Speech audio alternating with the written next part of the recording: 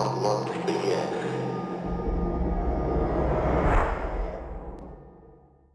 Hi, I'm Lil. And I'm Fitz. And you're listening to Knock Once for Yes. We're still deep in the throes of a grey, cold and damp winter here in the UK, but as much as we're looking forward to spring, the miserly chill does make the perfect backdrop to a good ghost story, and we've got quite a few for you today. We haven't so much hit the ground running this year as limped into 2025, dragging our heels rather, so this is going to be a kind of a laid-back episode with lots of stories, some reminiscing and a bit of fun. So, Fitz, what have we got coming up on today's episode? We are going to be having a little bit of a catch-up to let you all know what's been going on here at KOFY HQ, and we'll be sharing our favourite spooky adventures with our beloved rust bucket, the KOFYmobile, as we prepare to bid farewell to our trusty adventure van. We've got stories from Ted, Leigh and Kat, and following on from a really interesting and fun post in our Facebook group, we're bringing you a brand new game, because you all know how much we love a good cheesy game, Paranormal Bingo. But before we get stuck into all of that, we want to say a huge and heartfelt thank you to our latest patrons and long-standing patrons who have so kindly upped their pledges. Debbie Snell, Bernie Flanagan, Emily, Natalie Miners, and Ashley Russell. Thank you so much to all of our patrons, old, new, and anyone who has ever supported the show and helped us continue with this slightly bananas spooky journey. We may be saying goodbye to the KOFYmobile this year, but you guys have helped keep it on the road for 7 years. And it has been 7 years of just incredible adventures that we have been so privileged and grateful to be able to share with all of you. We wouldn't have made it this far without you, so thank you from the bottom of our hearts. It may seem a bit odd that keeping a van on the road would be such a big part of a podcast, but so much of what we do is to share our adventures, travelling to all sorts of haunted locations around the country, and having the van really made that possible. We often visit remote or isolated locations that have absolutely no facilities, no cafe or loo, let alone a shop.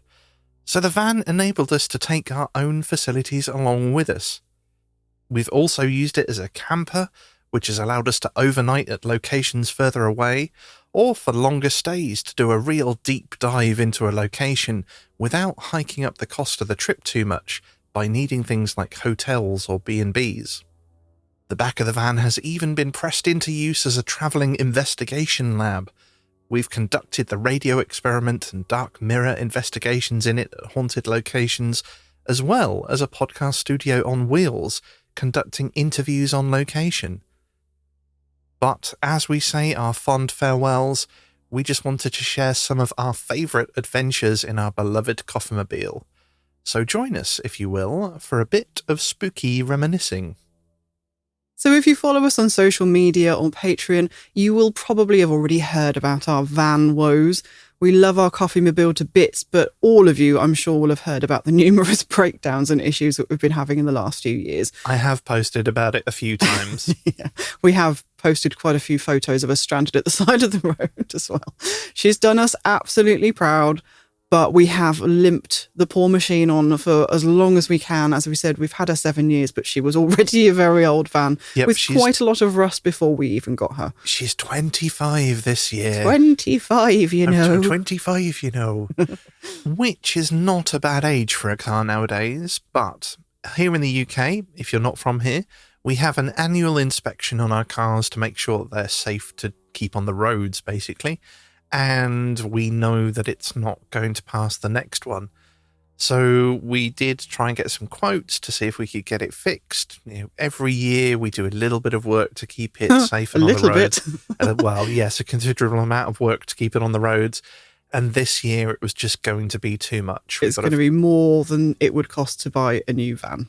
Not that we can afford to buy a new van either. Different van. Yes, a new to us vehicle. A second-hand van. Yes, so yeah, it's just too cost prohibitive to get it fixed. And so it is going to the great home for aged cars in the sky. Yeah, so sorry about taking a little while to get going this year. Thank you so much to those of you who've checked in on us. It's been so lovely to hear from you.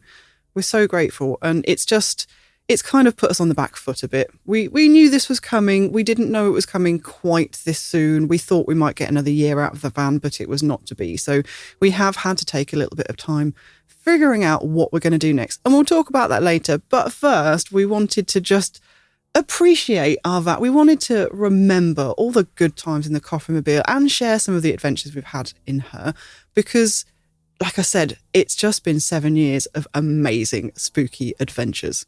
Indeed. And I think to start with, we have to start with the first trip. The first outing, which was to the Hellfire Caves, which is an awesome location. I really want to go back there. But yeah, it was such an amazing day. We'd done a couple of visits. We'd done a couple of paranormal postcard visits, but not that many in the car that we used to have. This was special though. In the new van, we had all the stuff in the back. We were all set up to go on this adventure.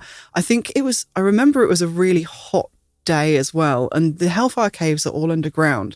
So they're a man-made underground network of caves that burrow a quarter of a mile under West Wickham Hill in Buckinghamshire. So when we got down there, it was lovely and cool. There was like mist in the air. Yeah. In the main chamber, you could hear like the water that was percolating through the earth above, and it was dripping down into the cave. It was that proper drip, drip movie sound that you would get on in caves. It was fantastic. Yeah, if you haven't been to the Hellfire Caves or you haven't checked out that episode, I really do recommend it. They are so atmospheric, and Fitz has never let me forget that he scared the pants off me.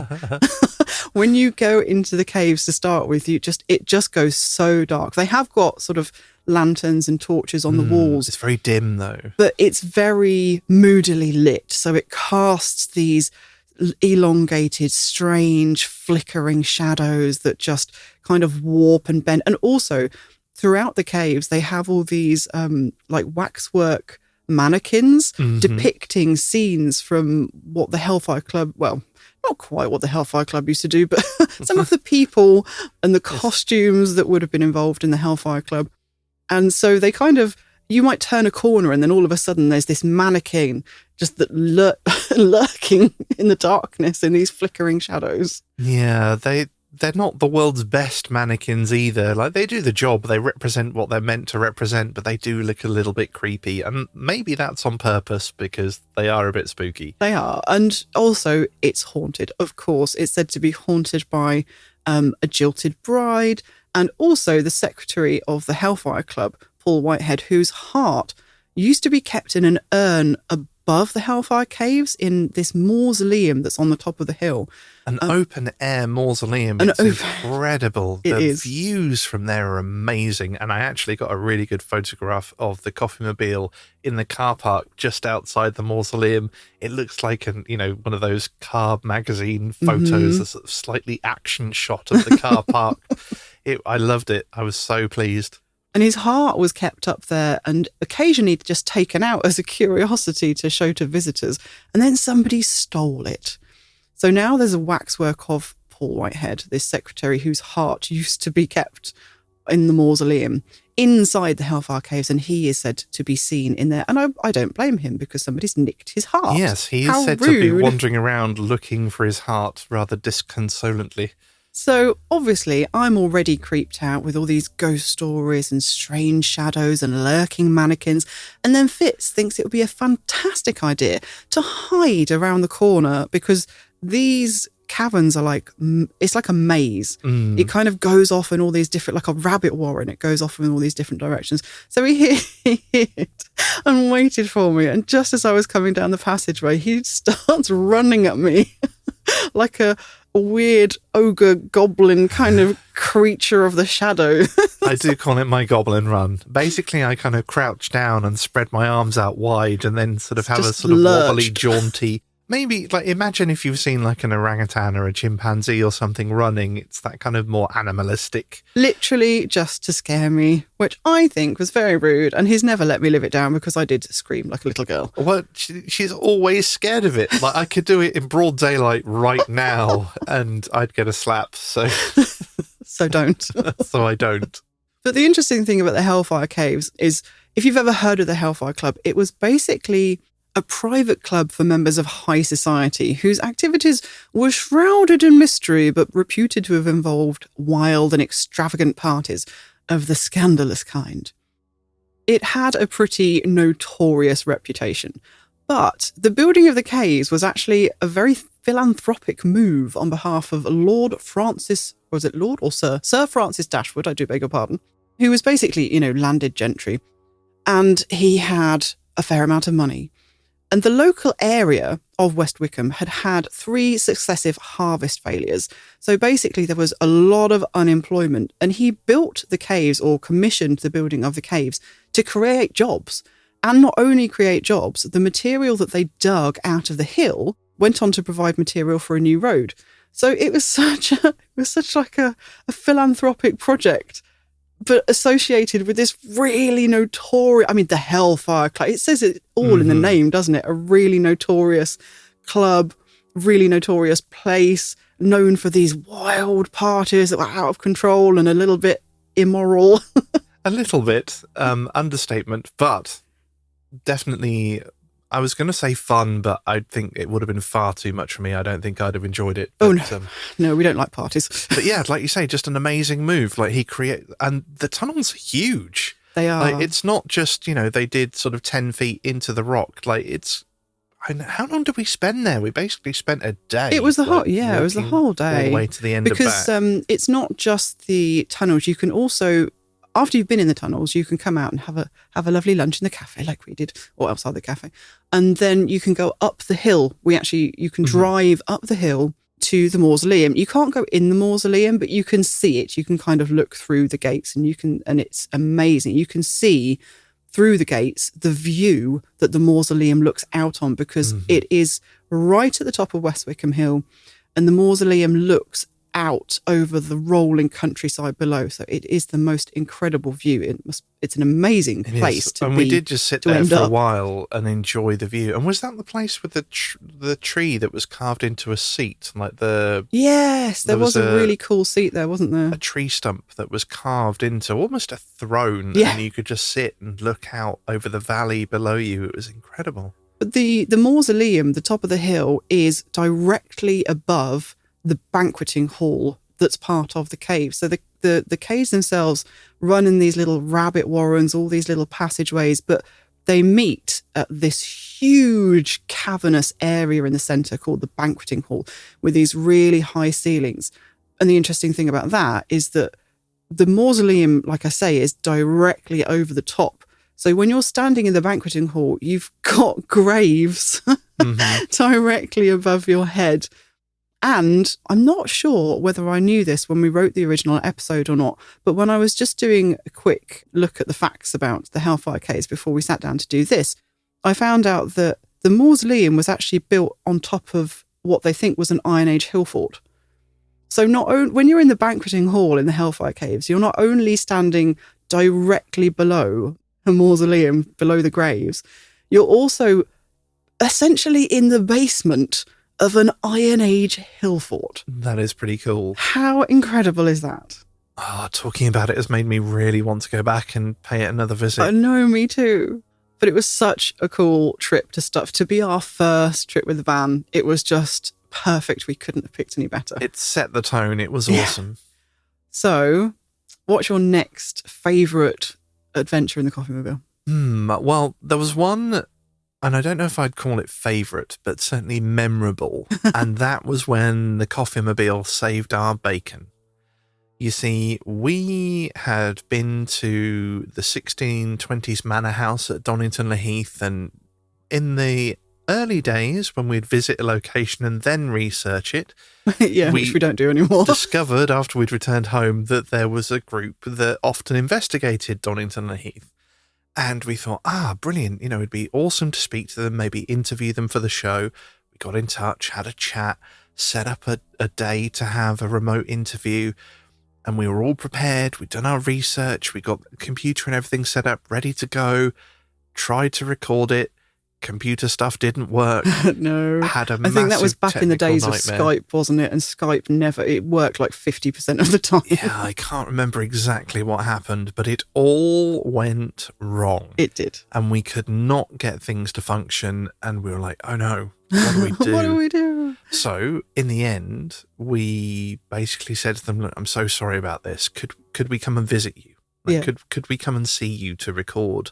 And I think there was some issue over where we could do it. So we're like, right, well, we'll do it in the van. Yeah, well, we were just trying to find somewhere that was in between the two of us, I think. Yeah. And also, we're all complete strangers, so yeah, it can be a bit awkward. So basically, I think it was like a garden centre or something. Cafe place.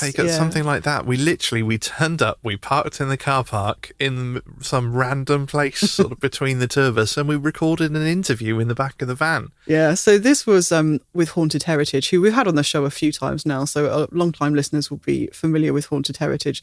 We love their investigations and the work they do, and they, bless their hearts, it was such a weird thing to ask them to do. Please come in the back of our van to do an interview. You don't know us. Please get in our van. And they were We've got sweets. Good about it. They were so good about it. They did an amazing job. It was a really cool interview.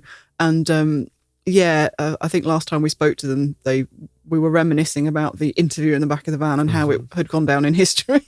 Stuff of legend, I think Michelle called it. Yeah, that was a day. But yep, the van saved our bacon. We recovered an interview from the depths of technology hell.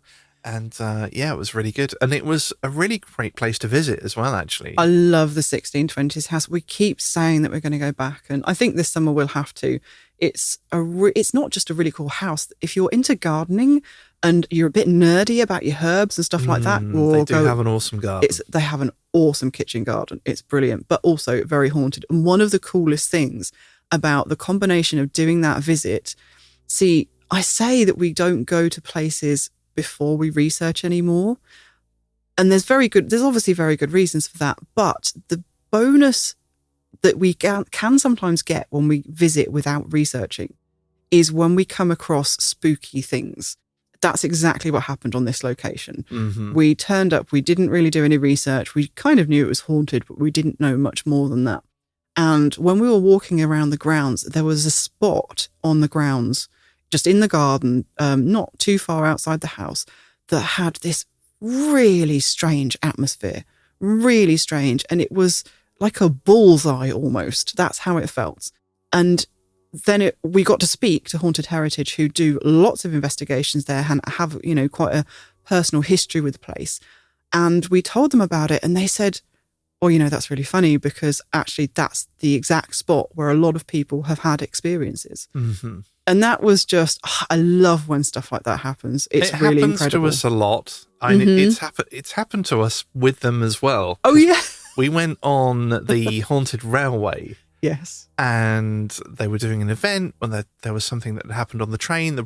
Basically, it was just a sort of investigation stroke. Railway. Yeah, it was a really, I don't know whether they do it anymore. If they do, I highly recommend it. It was basically a tour of an old-fashioned steam railway. Like, I think it's the Nen Valley Railway. So we got to explore the stations and investigate the stations, but actually ride on the steam train as well, and then get off the train and investigate at another station. And they told us all the history because Haunted Heritage are so fantastic with their history. It was great. But the really funny thing was that after we'd all met up at the first station, we all got on the train and we just picked a seat, didn't think anything of it. And then sort of halfway through the investigation, they turned around and told us that one of the seats on the trains was haunted in a particular carriage, in the carriage that we were in. And they said, guess which seat it is? It was the seat that we'd picked. Yeah, we'd gone arrow straight to the haunted seat. Yeah. So, yeah, they were just like, this is awesome. So, yeah, we've done it twice. Yeah, twice with them. Twice on one of their sites, yeah. Which is amazing. So, do go and check them out. In other places, which we may well discuss later. But, we do have a knack for it. So those were some really cool adventures. So I think those are probably my two most memorable moments. How about you? Well, I can't not mention Well, it's a place that we haven't actually written the episode for yet. It is an upcoming episode. Hopefully it will be this year. More than one. Well, more than one. It's probably going to be a series of episodes. We've done a really deep dive into some areas in Suffolk, Sutton Hoo, Rendlesham Forest and Orford Castle. So if you know anything about this area, well, even if you don't know anything about this area, the name Rendlesham will probably ring a few bells. You may have heard it called England's Roswell. It's the site of a UFO landing incident type thing. Very, very famous. But it's not just famous for UFOs. There's all sorts of stuff going on in Rendlesham Forest. Cryptids, poltergeist activity, just all sorts of weirdness. And it's right next door to Sutton Hoo Anglo-Saxon Royal Burial Ground, a site with an incredible ship burial and 2 Saxon cemeteries dating to the 6th and 7th centuries. Not far from there is Orford Castle with its own set of folklore and weirdness. And to be honest, that part we haven't even finished digging into completely yet. No, Orford Castle overlooks Orford Ness, which has its own spooky weirdness that we're going to have to go back again to visit. There's so much there. We've done 2 trips already. We need to organise a third because we didn't manage to get to Orford Ness last time we were down there. It's quite you have to get a ferry. It's quite difficult to get to. So yeah, but the KOFYmobile really came into its own in these trips. Last year we did quite a big series on Whitby. We stayed for a week and that allowed us to do a really good deep dive into the area because some of these areas that we go to, they have just got so much going on. We cannot possibly dig into it in a day trip. It's just, you just can't. So Whitby, we were really lucky. We saved up and we managed to get a self-catering cottage. So we were able to stay there for longer. But in Sutton Hoo and Rendlesham, that area, we were able to camp. So we were able to do it quite cheaply. And it's meant that we did 2 trips and we're, hoping to do a third, but obviously not with the van. Yeah. So that's going to be a bit difficult. But it basically served as our base camp for 2 weeks of explorations around the area. We camped at a campsite literally a few hundred metres from Sutton Hoo. It was actually just down a farm track from that, from the Anglo-Saxon site. You could walk site. there easily. Mm-hmm. So we did that for a week in 2023. We did it for another week last year, and we really got a chance to properly explore.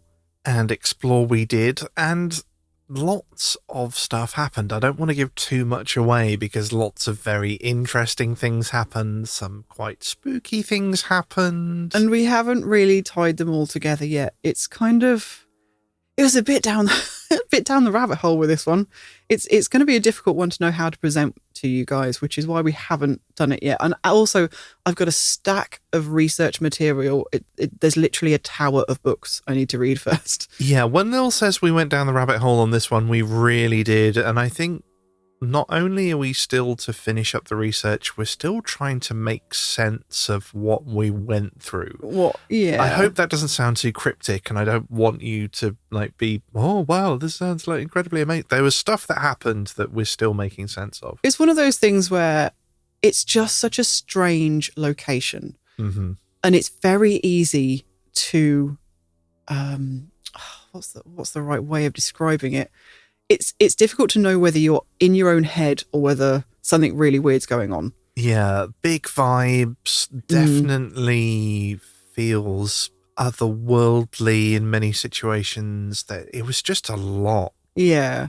And it's the only time I think we've ever been freaked out while we've been in the van. It's funny because we were sitting reminiscing between ourselves and we were like, with all these amazing haunted locations we've been to, and often we've been on investigations, we've been driving around dark, pitch black country lanes in the middle of the night, like early hours of the morning. Surely we've had some experiences in the van, like something we've seen from the van with all the things that have happened to us, and we haven't been able to come up with one. It's almost like the van is like a little bubble of not paranormal stuff. Yeah. Of like protection. And I wonder if that came from like making sure we didn't bring things home with us. I remember at least once we went on an investigation somewhere and, you took a moment to sort of center yourself and make sure that we didn't bring brush anything it all home. off. Yeah. And I think Lil might have super shielded the van against anything spooky.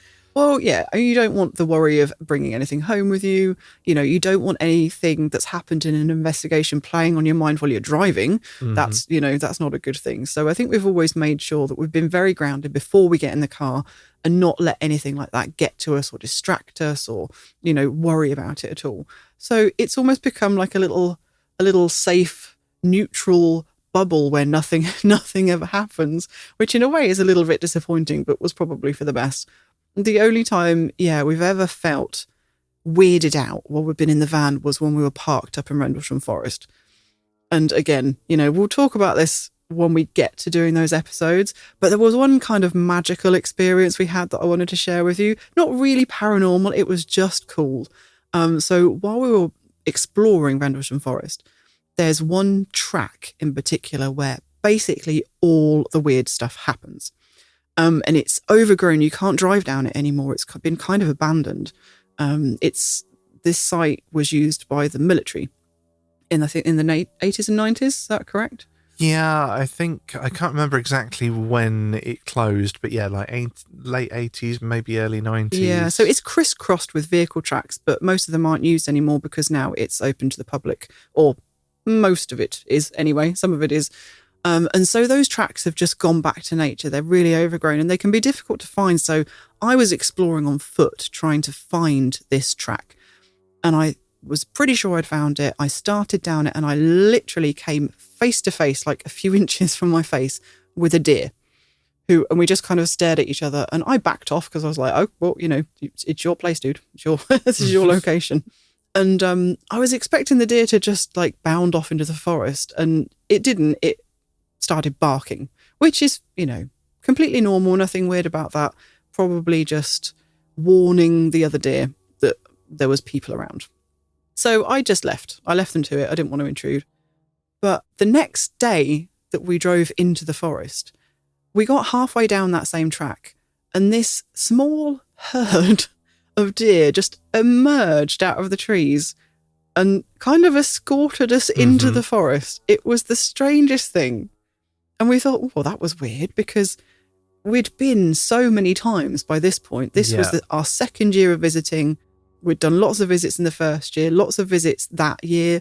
And this had never happened before. Yeah, We'd seen deer. I don't remember if I'd even seen a deer, no, let possibly alone you hadn't. That close or been escorted. No, they weren't in the habit of popping up. Well, certainly not when we'd visited. They weren't in the habit of popping out on the road and just walking along with us. But it wasn't like they were scared or running away or, normally if you see an animal like that, it sees you and it freezes and then it bolts. Whereas these were just quite confident. They weren't running away. They literally just seemed like they were keeping pace with us to escort us into the forest. Which was weird enough on its own, but we didn't really think much of it. We're just like, well, okay. Well, we didn't think anything of it at the time. No, until we left the forest that day. So we'd done our explorations, gone back to the car, started driving out the forest. And then at the same point of the road, it happened again. Another little group of deer just materialised out of the trees and escorted us out of the forest. Yeah. It was so strange. And of course, we didn't get any of this on camera because we were just completely caught off guard. And by the time I did try and go for the camera, but by the time I'd scrabbled, it had finished. We've got lots of footage of the next 2 days of us driving in and out of the forest and just half an hour of filming the road in case it happened again. And of course, it never happened again. Yeah. As soon as you start filming, nothing happens. But yeah. So yeah, it wasn't really spooky, but it was just, it felt a bit ethereal and magical. And that's kind of what Rendlesham Forest is like. And it's very difficult to put your finger on quite what's going on and whether you're just imagining things because it's got this strange atmosphere to it or whether something really out of the ordinary is going on. So we've got all that to dig into, but I think that's probably one of my favourite adventures in the KOFYmobile. It was certainly an eventful one, and it didn't end there. Like we had more happen since we're planning to go back and do more. It's definitely a work in progress. Yeah, we might be working on it for a while, but we will be sharing it with you guys at some point, hopefully not too distant future. And I think we just have to talk about one more adventure. So It was the time we went up to Yorkshire. Yep, and that's it. Like, the KOFYmobile helped us with this studio. We would never have fit all these inside the studio. And when I say all these, I'm pointing at the sound panels that are decorating our studio. Yeah, so basically, I can't remember how much of this was shared through social media or Patreon, bits of it definitely. But a couple of years ago, we basically swapped rooms. We were working out of a tiny little box room studio for years and years and years. It became absolutely unsustainable. We just couldn't record in there anymore. I was working in there as well.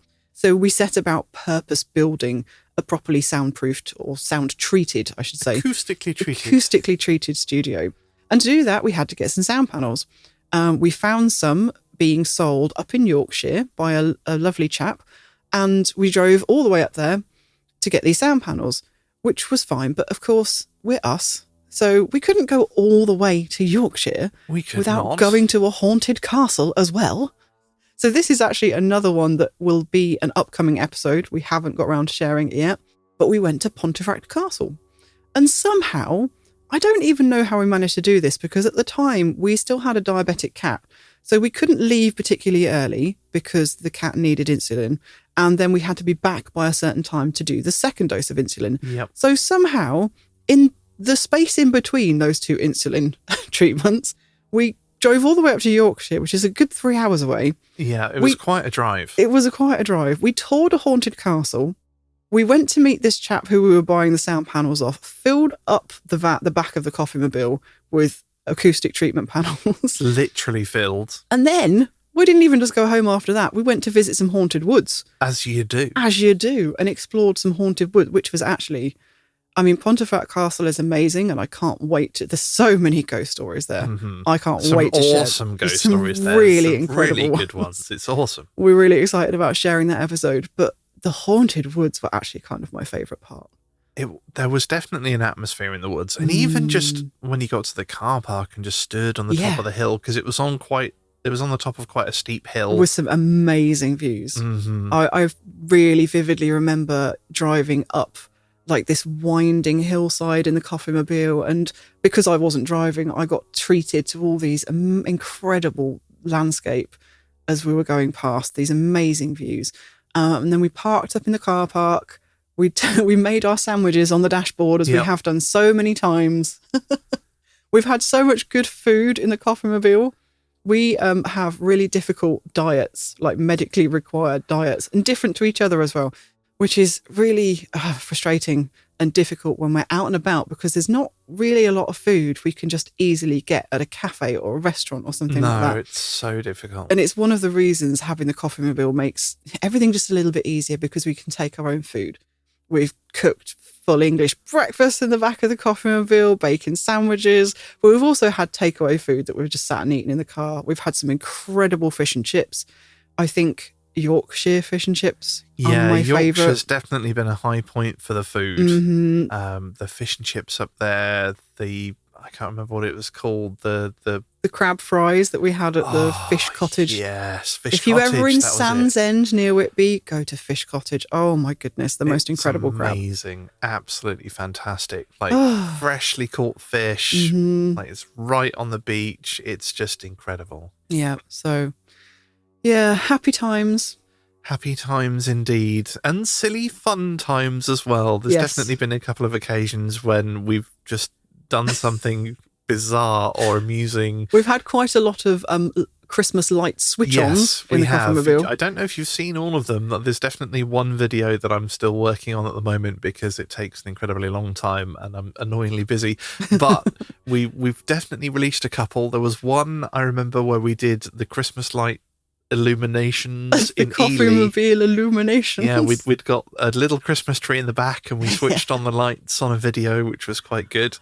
We've had the Javleboken. Yeah, the You'll Goat at Lincoln. You haven't seen that video yet. No, you will. I've got that in process. We've just got a bit more work to do because we actually did a good job on getting quite a lot of footage for that too one, much footage, probably. Yeah, it's taking a little while. But yeah, definitely we had quite a lot of fun.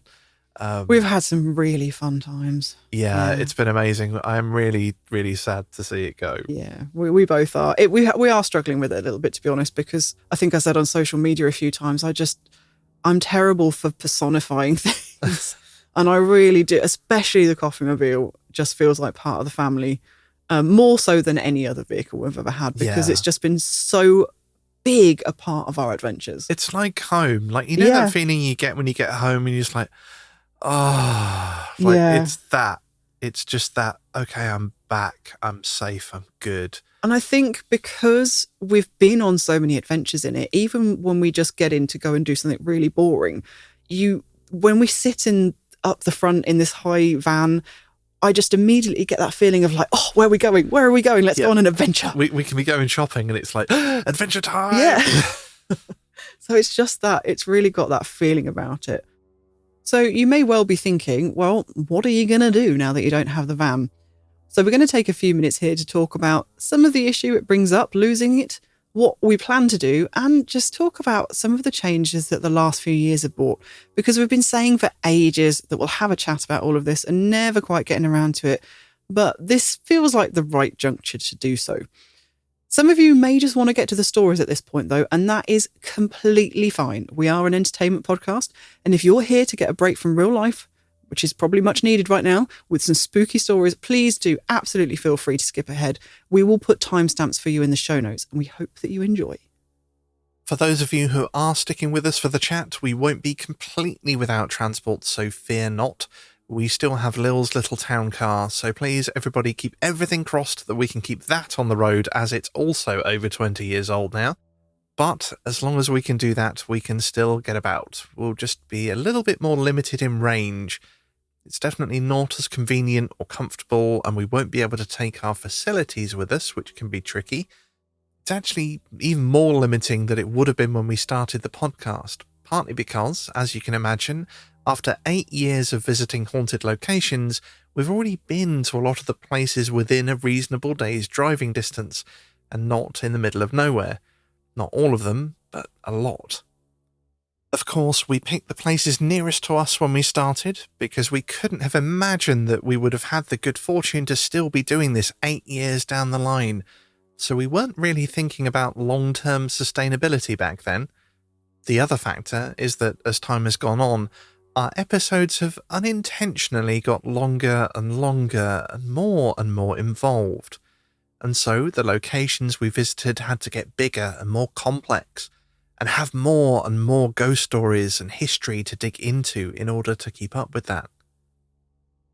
In a way, we made a rod for our own backs, and accidentally ended up nixing quite a few locations we would really love to visit, because we didn't think that we could fill one of our ever-expanding episodes. So we've ended up with a bit of a twofold problem, whilst our range is more limited. We are looking to get another van in future, but that will take time, as the cost of second-hand vehicles right now is frankly ridiculous, and it's going to take us a while to save up. We don't want to rush into getting anything that's only cheap because it's on its last legs, as that will put us right back where we are now. Now, none of this is actually going to be a problem for the podcast immediately, as we do a lot of our visits during the summer and save them up ahead of time for the bleak winter months when the days are short and lots of tourist places are closed to visitors. So, we do have a bank of visits we've already done to share with you, and we have a few visits planned that we know we can do in the little car that we've been meaning to visit for a while. So, this doesn't mean an end to the paranormal postcards or the show by any means. However, we may have to change things up a little bit. We may have to go back to doing what we used to do in the beginning and having more episodes that aren't necessarily road trips. We may start having some shorter episodes again, so that we can actually visit some of the really interesting locations we'd previously crossed off our list, as we thought they wouldn't fill a long enough episode. And I kind of hope we do, because it's a real shame to miss out on those for the sake of an arbitrary format that we only kind of accidentally made up anyway. We may have some less scripted episodes because some locations were previously passed up because, despite being incredibly interesting, they just don't lend themselves to the heavily scripted narrative format we typically use, or have used in recent years anyway. The potential plus side to all of this is that we're hoping it might mean that we actually get back on track with more regular episode releases. When we decided 8 years ago to release monthly episodes, that decision was based on the format we were writing, the amount of research required, and how much spare time we had outside of work. But 8 years on, absolutely none of those things are the same at all. We've been trying to kid ourselves for a while now that despite dramatic changes to all of those factors, we should still be able to produce the same amount of content we did when we had more spare time, less research, and the show notes were 4 pages of scrappy notes instead of a 30-page script. I think the time has come to admit that that is unrealistic, especially as it doesn't look like the amount of spare time we have to work on the podcast is going to change anytime soon. We've been taking on extra hours at our day jobs as a temporary measure to adapt to the changing economy and cost of living crisis in the last couple of years, and to be honest, we're very lucky that we're able to do that. But it does look like it's going to be more or less a permanent fixture for the foreseeable future. I know we're not the only ones feeling a bit burned out right now.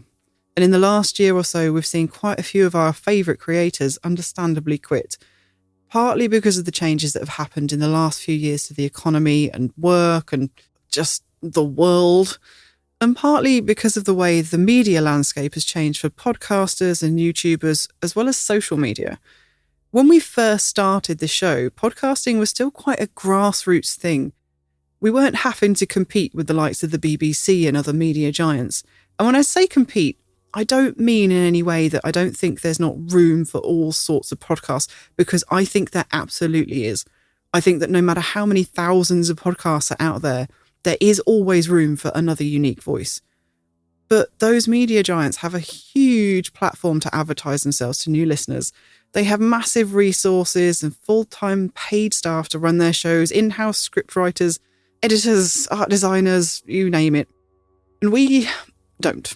We're 2 people with more than full-time jobs doing this as a passion project. And unfortunately, I think a lot of creators like us have recently found themselves feeling more and more like they need to keep up with those standards of those media giants, despite the fact that that is an impossible task. It's been sort of a creeping cultural shift. In part, I think, powered by the fact that a few years ago there was this big surge of podcasts and YouTube channels that got really big and who were able to go full-time and ramp up their production values, but it kind of caused everybody else to try and follow suit to keep up, even if they didn't have that time or budget, just so that they still had some kind of visibility to viewers and listeners. And when this scene exploded, established radio and TV companies with big budgets saw the trend and hopped on the bandwagon, pushing the standard of production values and output, and therefore consumers' expectations of production values and output, up even higher. Now, I want to make sure you all understand, though, that this pressure has never come from you, our listeners. Not at any point. You have all only ever been so supportive. But despite that, it just is a phenomenon that exists. It's just one of those things it's difficult to get away from, because those creators who don't keep up with this stuff, like us, because we don't, essentially don't get found by anybody, and we don't get any new listeners because of the dreaded algorithms that we kind of refuse to fight with because it sucks our soul. Yep. And there's similar pressures around social media as well. Back when we started, it wasn't too much of an issue, just put out an odd Instagram post here and there. But since then, using social media to remain visible to people so they can find the show just became a constant battle to fight with the algorithm. And many content creators will tell you that it's literally a full-time job, posting every single day in ever new and inventive ways just to get your posts seen. And that's just something we don't really have any heart for, and we definitely don't have any time for, which would be fine, as it was never our intention to become social media celebrities. But we do need some way of getting our show out there to new listeners, otherwise we won't be able to keep it going. The backbone of our episodes is sharing your true ghost stories, and incredible as our established listenership is, we can't expect you all to have an inexhaustible well of ghost stories to share. So we have to spread the word somehow, and we have to find a way to do that that doesn't feel inauthentic and soul-sucking. One way to do that is to put out more regular episodes, but as we've just discussed, that's something we've obviously been struggling with, and I'm sure you can all understand why. And please, nobody break out the tiny violins. We're not sharing this for sympathy. We don't expect you to have the answers to these problems, and we know that other people are going through far worse times right now. And we genuinely feel very lucky to be in the position we're in. It may have its difficulties, but we're also very grateful to have the show, this community, and this creative outlet. The only reason we're sharing all this with you is so that you understand where we're coming from, why we've been a bit all over the place, and why we might start releasing more of a variety of episodes in the future. We don't have all the answers yet, but we do know that we're not ready to give up. Having ideas for episodes and new spooky adventures isn't the issue. In fact, we have more of them than we know what to do with. We just need to stop talking ourselves out of them and open a bit of space for ourselves to be a bit more random, creative, and spontaneous, and throw away the box we accidentally made for ourselves. We're not stopping our standard format completely. There'll always be some locations that are perfect for that, but you might get other types of episodes as well. The thing is, I hate change. We fear change. We fear change. What is that reference from? It's from Wayne's World. Oh, okay. Yeah, well, I do. I fear change. I hate it. I dread it. I loathe it. And it's a big reason why we've put off making any changes and having this chat for so long. But as much as I wish it wouldn't, life does change. And it really has. The world has not stayed the same. And so we have to change and adapt with it. And as much as I hate to admit it, resisting change can just end up stifling creativity. So let's just give this a go and see what the year brings. Like Fitz said, having ideas for new stuff to do is not the problem. I am always bursting with ideas. In fact, sometimes I'll, just be sitting up at 1 o'clock in the morning going, how about Yes, I've got this crazy idea? It's not unusual for us to be sitting quietly after just preparing to go to bed and then suddenly, I've got this idea. And we end up spending an hour and a half talking about something that we want to do and end up not going to bed till 2 o'clock in the morning. Yeah. And a lot of the time we don't do it because we don't think it, it fits with what we, it's outside our regular format. So we don't know if you'll like it, or we get so focused on trying to produce the regular format that we just end up not having time to get to look at it again. And then we kind of forget, and then it's time for another episode and we just never get back to it. And we end up talking ourselves out a lot of the ideas that we have for content. So the well isn't running dry. We're just short on time. And I hope this will just open things up for us a bit. Allow the creativity to flow a bit. I know this got a bit long-winded, so sorry, and kudos if you're still with us. But we've never been the types to put an Instagram gloss on anything. Being honest and real with our wonderful spooky community is really, really important to us. Some of you may even be dealing with similar things yourselves. And if you are, just know that you're not alone, and we get it. The last few years have been tough. And we're not going to pretend otherwise, because I don't think it's healthy to try and pretend otherwise. But we are going to try and brighten your day, or maybe cast a delicious chill over your day with some real ghost stories. So without further ado, let's get into them. This one is from Ted. I've worked at the National Trust for several years, particularly as a storyteller at Quarry Bank Mill near Manchester Airport. Built by a Samuel Gregg in 1784, it's one of the most complete cotton mills in the country. The building and its countryside setting looks beautiful and is well worth a visit, but the site has a dark history. As 18th century mill owners go, Samuel Gregg was considered one of the more philanthropic. He did, however, take advantage of child labour, as was common at the time. This was because they could be more easily disciplined to work the grueling 12-hour days than men, and they were paid pennies. And they were the lucky ones. Some children didn't get any wages at all because they were Samuel's apprentice children. In exchange for their literal blood, sweat and tears, They were given bed and board up the hill from the mill. The apprentice house looms in the picturesque landscape. It housed on average 90 children at any one time, and it was usually run by a married couple. It operated as an apprentice house until 1847, until regulation around child labour in mills got more stringent. The house was then split into separate dwellings until the National Trust opened it to the public in 1988. It's one of the most popular parts of the site, particularly for schools, as children learn how life was for them 200 years ago. And this is where I and the rest of the storytelling team mostly work, in full costume, regaling tales of the poor souls who lived and died there. And one of the most common questions we get asked is the house haunted? I should say now I'm generally a skeptic, although I do believe there's more going on than we can comprehend. I can also see how the mind can play tricks. However, I did have an experience that I can't account for. I had arrived early one day and was setting up in the hall for the day ahead. This room was used for multiple purposes, one of which was schooling the apprentice children, so I was laying out slates on the long wooden tables.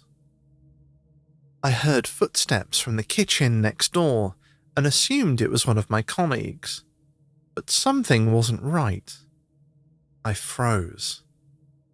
The footsteps went at a steady rate, but it was the sound.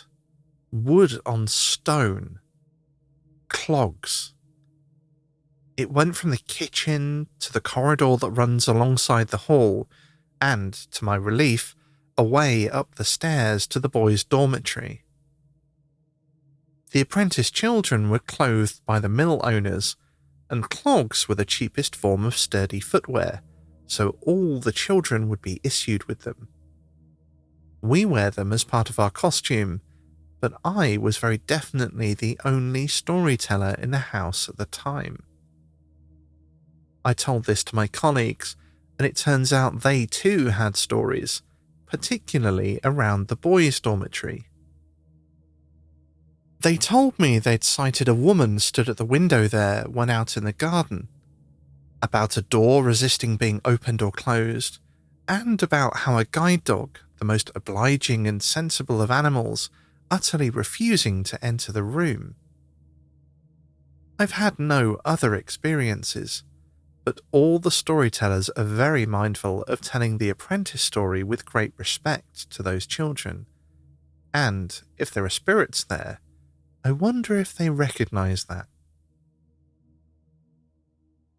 And thank you so much to Ted for that incredible story. You know, when I was growing up, I always thought that that was such a cool job, and I always wanted to do that as a job. No, not working in a mill, obviously. Oh, God. I was thinking, why on earth did you want to be laboured in a mill? Let me start that again. When I was growing up, I would go to visit all these National Trust places and think it was such a cool job to dress up and tell the stories of the place. That's kind of what we do without the dressing up. Well, yeah, I guess it has. Yeah, I kind of always wanted to do that as a career. You're doing your dream job just as a second job that doesn't pay any money. Yeah. Yay. But I always I didn't have very many career ambitions as a child, but I would, I know we've talked on the show before about how I spent a lot of my childhood just visiting National Trust places and other historical locations. And I just thought that was the most amazing. I think the first time I saw somebody in costume as like an actor to recreate the atmosphere of the place was at Tintagel Castle in Cornwall, which is famous for being like King Arthur's castle.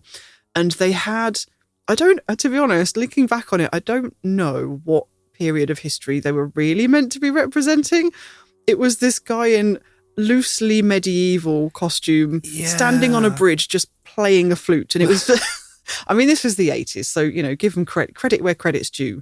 I think costumed actors and storytellers and staff that did stuff like that was really only being introduced at that point. So credit where credit's due. And to be honest, they chose a hard one because King Arthur's one of those ones that's been retold time and time and time again. Yeah, it doesn't really have a particular period in history. And also Tintagel Castle is a total ruin. There's not much there. So they did pick a really difficult one.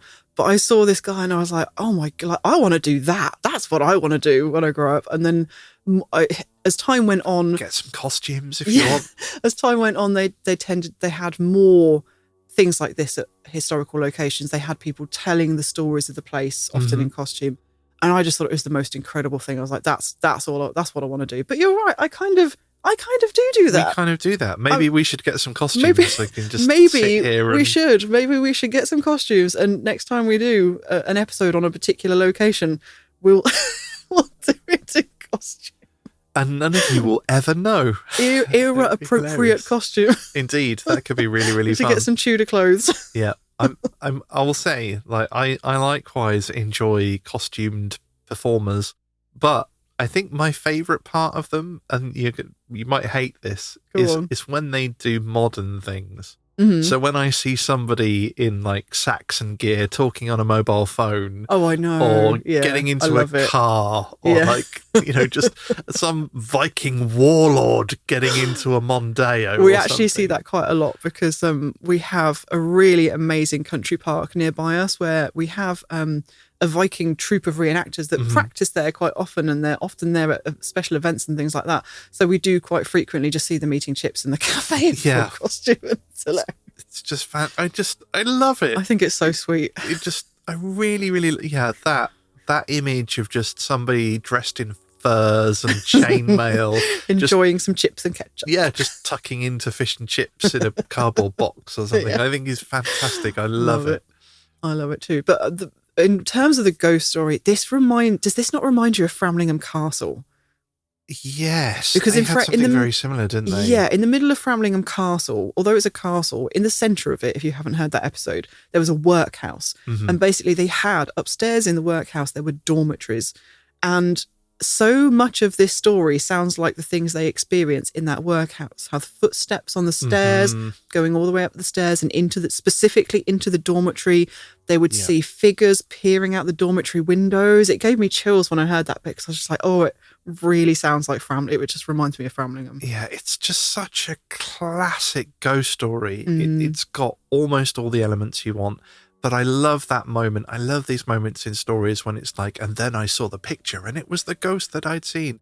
And this one is just like, and then I realised it wasn't one of the performers. It was that is my favourite part in these ghost stories, when I thought this perfectly normal thing was happening and then, no, that's a ghost. Yeah, I was talking to one of the historical guides. I think it was when we were at Apethorpe Palace, is it? And it wasn't a story from there, but this person worked at a variety of historical locations in the area. And for the life of me, I can't remember the name. It's not somewhere we visited because it's not known for being haunted. But it obviously is, because this person was another, skeptic, completely fine, didn't really think about ghosts very much, wasn't really sure about it at all. But they were locking up at this place one night and they heard somebody moving around upstairs, somebody walking around, and they didn't think it was paranormal. They just thought, oh gosh, I thought we'd cleared all the visitors out. We better go. We're about to lock up. We'll better go upstairs and get them. And there was nowhere for them to leave except down the staircase that this member of staff then went up. So they went up prepared to say, oh, I'm terribly sorry. You're going to have to leave. We're locking up. Absolutely nobody there. Absolutely nobody there. So love those stories. Them. Thank you so much, Ted. So thank you again to Ted for that story. And I noticed you said, the few of those reports were reported to you by your colleagues. So if any of your colleagues have any experiences, then do get them to write in. Get in touch, because we want to hear about all of them. Yes, we definitely do. Well, now it's time for our next listener story. And this one is from Leigh. I've had maybe 2 ghost experiences in my life. And I say maybe because they weren't exactly tangible or visible. Even though I've always been open to them, I just don't think that I'm a magnet for those sorts of experiences. On the other hand, my partner Joe of the Navy Squadron ghost story from a recent episode, has had a very strong ghost antenna for nearly all of his life, so I don't think it's a coincidence that my maybe ghost experiences both happened since the start of our relationship and in his presence. This particular experience dates back to our first apartment together, a little outside of Boston, Massachusetts, in 2019. We were living in one of the most beautiful and peaceful parts of town near a forested area called the Fells and an adjoining river and lake that shared the name of Mystic. We loved this apartment and experienced so much joy living there, except for one thing. At first, I didn't talk to Joe about this because I chalked it up to my residual childhood fear of the dark, but it happened nearly every night without fail.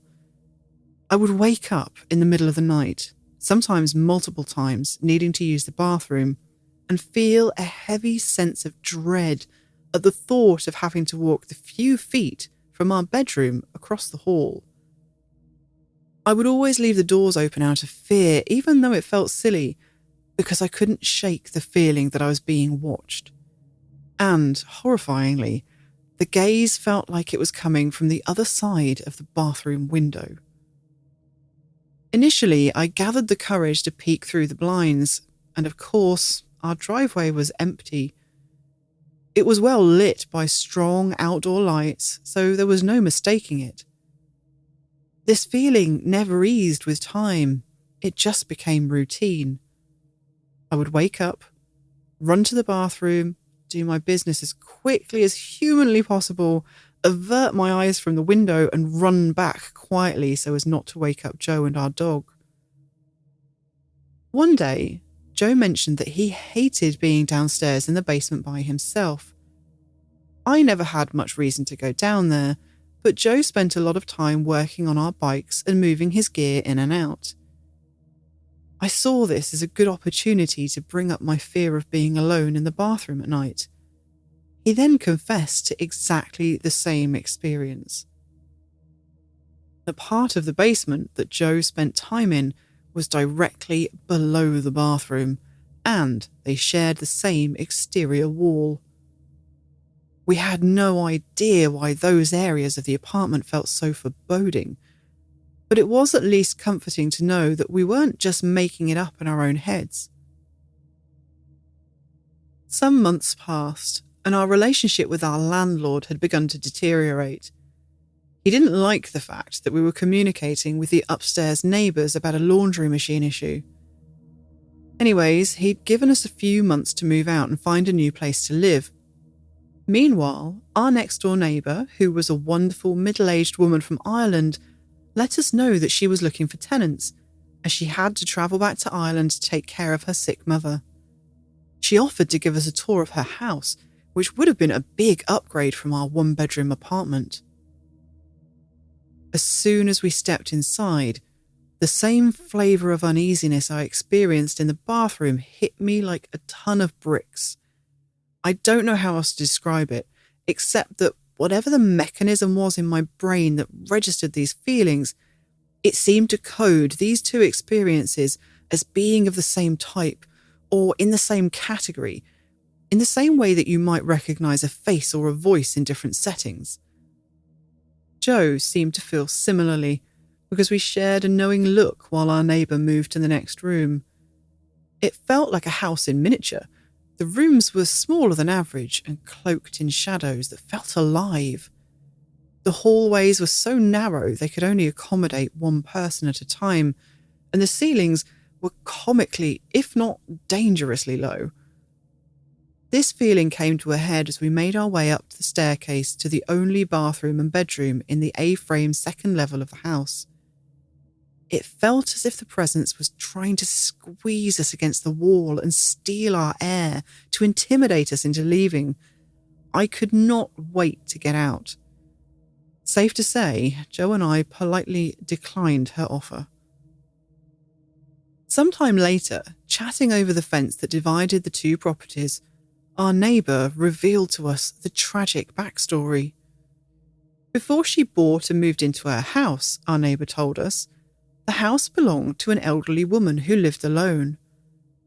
The elderly woman struck up a friendship with the young man who used to live in mine and Joe's apartment. The young man would frequently drop off groceries, help the elderly woman with repairs, and visit her. But one day, as the young man was backing out of the driveway, he didn't see that the elderly woman had come over to the car to say hello. She was struck and dragged by the car into the street as neighbours began to come out of their houses.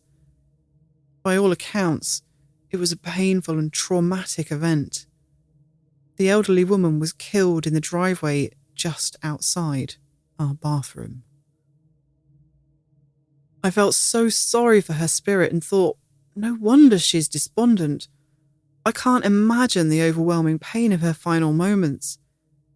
Having this information did nothing to change the nature of our time in the basement and the bathroom, but at least we had a little more understanding of why this was happening. We moved away a few weeks later. And thank you to Leigh for sharing that story. And I must say that we can relate to having a very spooky bathroom. We definitely can. Of course, it was the first thing I was thinking as I was reading that story, was remembering our house, our shared house, where I used to literally run back up the stairs from the bathroom with my eyes shut. The house we shared together as well, actually. It was actually, yeah. We'd only just got together at that point, and we'd shared the house together, and we had a very, very, very scary bathroom. I went to the bathroom with my eyes shut. I came out the door with my eyes shut. I ran back up the stairs with my eyes shut. Yeah, the worst thing about that one was it wasn't the external window that was the spooky one. No. It was the internal. Like, the door had frosted glass in it. Like, who has glass in a bathroom door? But you would see shadow figures moving outside the bathroom as you went to the loo. It was terrifying. Yeah, it was it was awful. so scary. And yeah, you felt like you were being chased up and down the stairs. That's so interesting, though, that you both felt it on different floors. Yeah, and obviously, haven't we come across that before? Yeah, we definitely have. Well, I don't know whether we have. It was when we interviewed Haunt Me, we talked about it then because they'd done this really interesting episode where at one of the locations they'd investigated, they're a paranormal team, if you haven't heard of them, that do lots of investigations. They'd got the blueprints to the location and all the different floor plans. Yeah. And as an exercise, they went through and they basically circled the locations on the floor plans of all the places where reports of paranormal activity were experienced. And when they stacked them one on top of the other, they realised that all the activity happened through multiple different floors in like a column. Yeah. One above the other, above the other, above the other. And this is so interesting. I mean, it's such a sad, tragic story. And of course, you can understand why outside the bathroom window, with the drive right there and the traumatic event that happened, of course, you can think very easily why that energy would be hanging around. But it's so interesting that you felt it downstairs in the basement as well. Yeah, there was obviously like a radius to it. Like it was just radiating from a point. Definitely. So strange. And on one hand, at least you kind of got an answer to what it was. Like, I almost feel like if I knew that something had happened in our house, it would possibly be a little bit easier to deal with. Yeah. But yeah, definitely a very tragic story, but awesome. Awesome experience. I do agree. I think it's understanding the reason behind because this sounds like there's a very oppressive atmosphere going on in some places, not all the way through the house, but like in the next door neighbour's house, very oppressive atmosphere, very scary. And if you didn't have any understanding of why that was happening, I think it would really get to you very quickly. And it could feel like it was targeted at you. I think, knowing the story here, I think it's presumably not directed at you. It's just a negative feeling because of what happened. Just a set of tragic circumstances. And I always think that being able to put these events together and understand why something's happened, knowledge is power, isn't it? Knowledge is absolutely power. And it can really make you feel, it doesn't make it feel any less oppressive, but I think it probably makes it less scary. Yeah, I think so too. Well, thank you again so much to Leigh for sharing that with us. And we do have one more story for you today, and this one is from Kat. This experience is one of the more bizarre I've had, and I still remember it quite vividly. I was at an ex's house. She lived there with her mum and her mum's boyfriend and baby sister. One night, at around 2 a.m., I woke my girlfriend and asked if I could have something to eat as I was really hungry. She said to just go downstairs and make myself a piece of toast or something.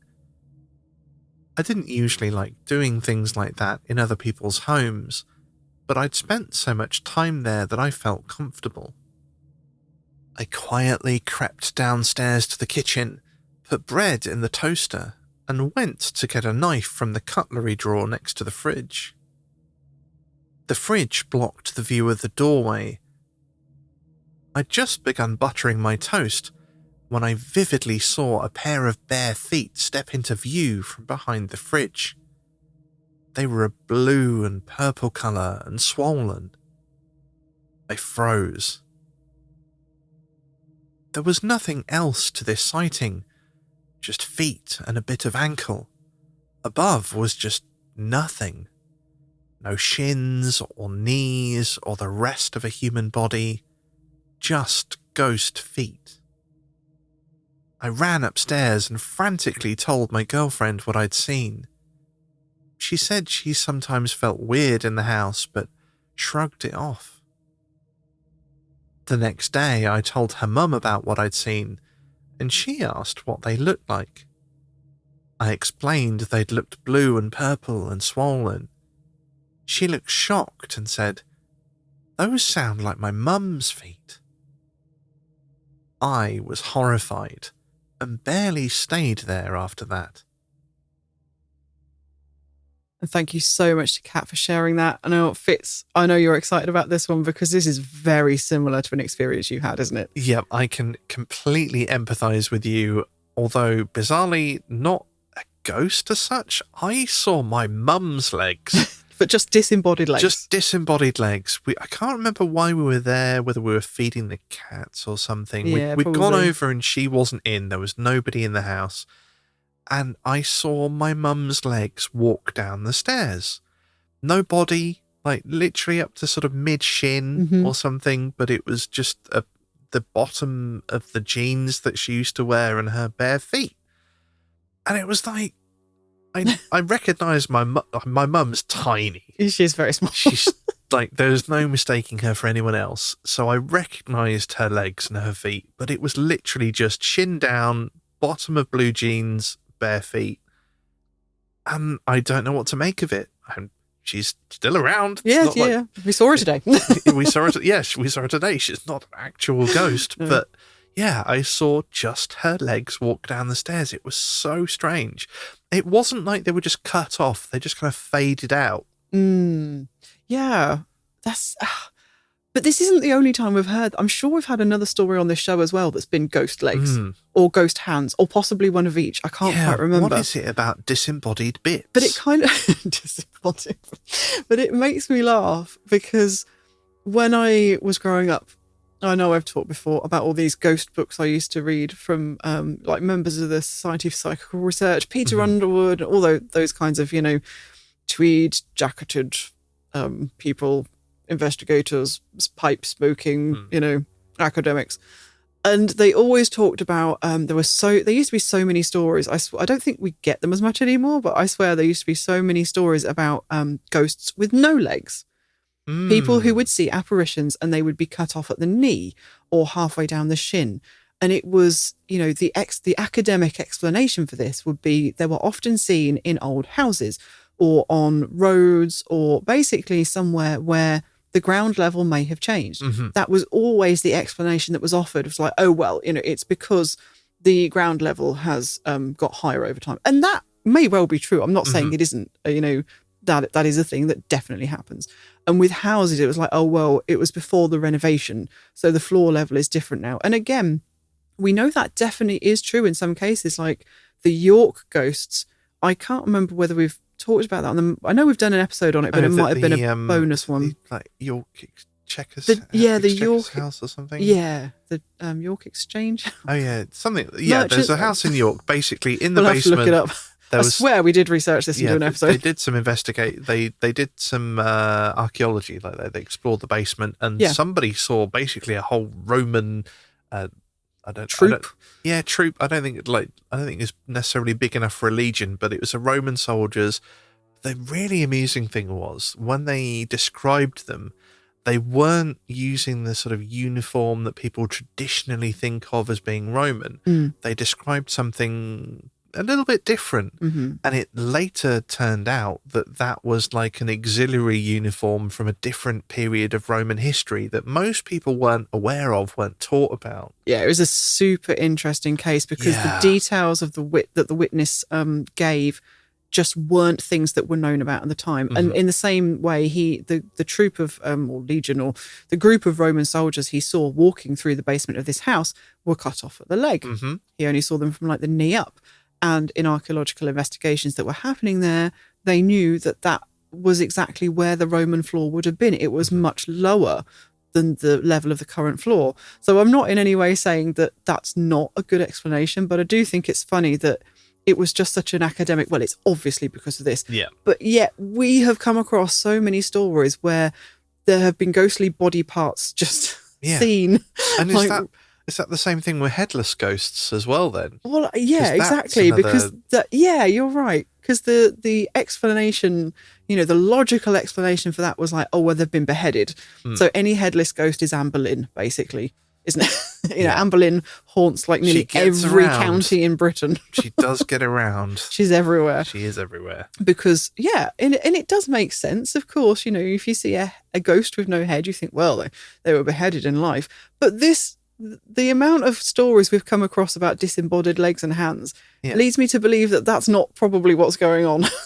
Because there is no logical reason to be seeing a pair of feet or a pair of legs without the rest of the body. Yeah, and you've got the hairy hands of Dartmoor. Yes, exactly, disembodied hands. Oh, this is weird. Yeah, this is a whole rabbit hole, isn't it? I'm going to have to look into like partially disembodied ghosts or something. There's a rabbit hole to go down here, but I'm not entirely sure what it is yet. But there's just no neat logical explanation for that, is there? No, I know. I'm still like the one with my mum is weird because obviously she's not a ghost. She's not a ghost. No. So that one I think is kind of doubly weird. It's like a partial doppelganger. Like it hadn't finished printing. Like what's going on? Hadn't finished manifesting. Indeed. So thank you again to Kat for sharing that story, and thank you to everyone that shared stories with us this episode. And as we said earlier, your true ghost stories are really the heart and soul of the show, and we are always in need of them. In fact, we're getting a bit low again. So if you've had an experience, if you've seen a ghost, or if you've seen black shuck out whilst walking your dog, then please do get in touch to share your story, and you can do that through our website at knockonceforyes.com. Next up, we have something a bit different for you on this episode. Earlier, we talked about frequently having all sorts of random ideas for episodes and nearly always shelving them or talking ourselves out of doing them for fear of breaking format or just never getting around to them. But today, we're actually going to have a go at getting around to one of those 1 a.m. random ideas with a new, slightly silly but spooky game, Paranormal Bingo. Now, I say this as one of our mad ideas, but actually we have to credit our lovely Facebook community for this. Quite recently, the lovely Debbie shared a post in our Facebook group that so many of you commented on, and I was just really fascinated by your answers.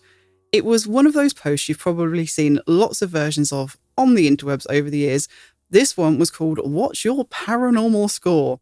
And it's a bit like a cross between Never Have I Ever and Bingo. The idea being that there's a list of different paranormal experiences, each with a score of so many points, and then you add up points for how many experiences you've had.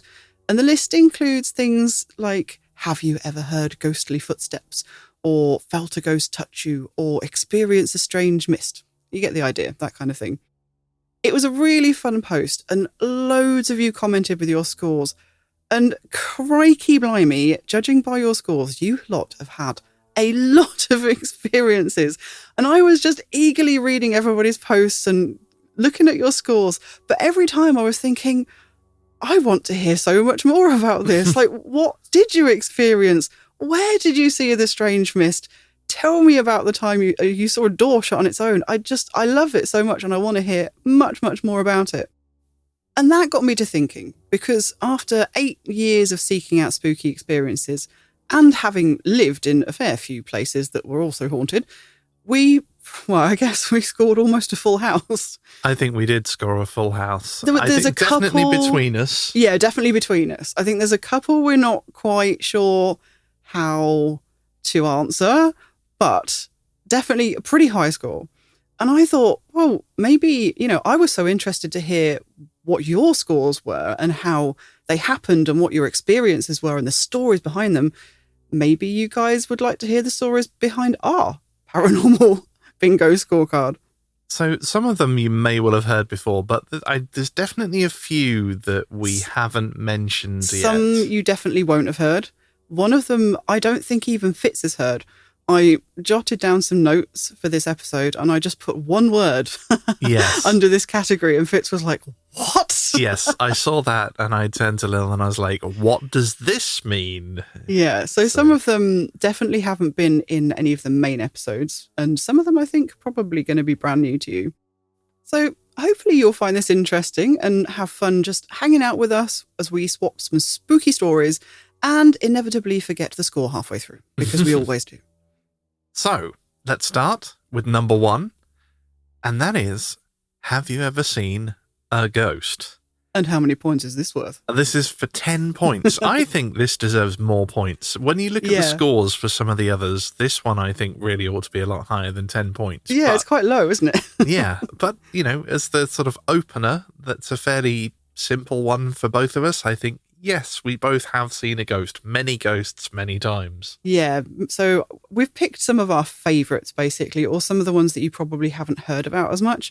So one of my oddest experiences witnessing an apparition, a full body apparition. Some of the things we've seen wouldn't necessarily, they've been more like shadowy figures. Mm-hmm. Shadow figures is a different category though. So that's one thing that we do want to get into at some point, is that a lot of these things cover multiple questions. Yeah, there's a lot of crossover. Yeah, we might have, not put one in one category and put it in another, just so that we had one for each.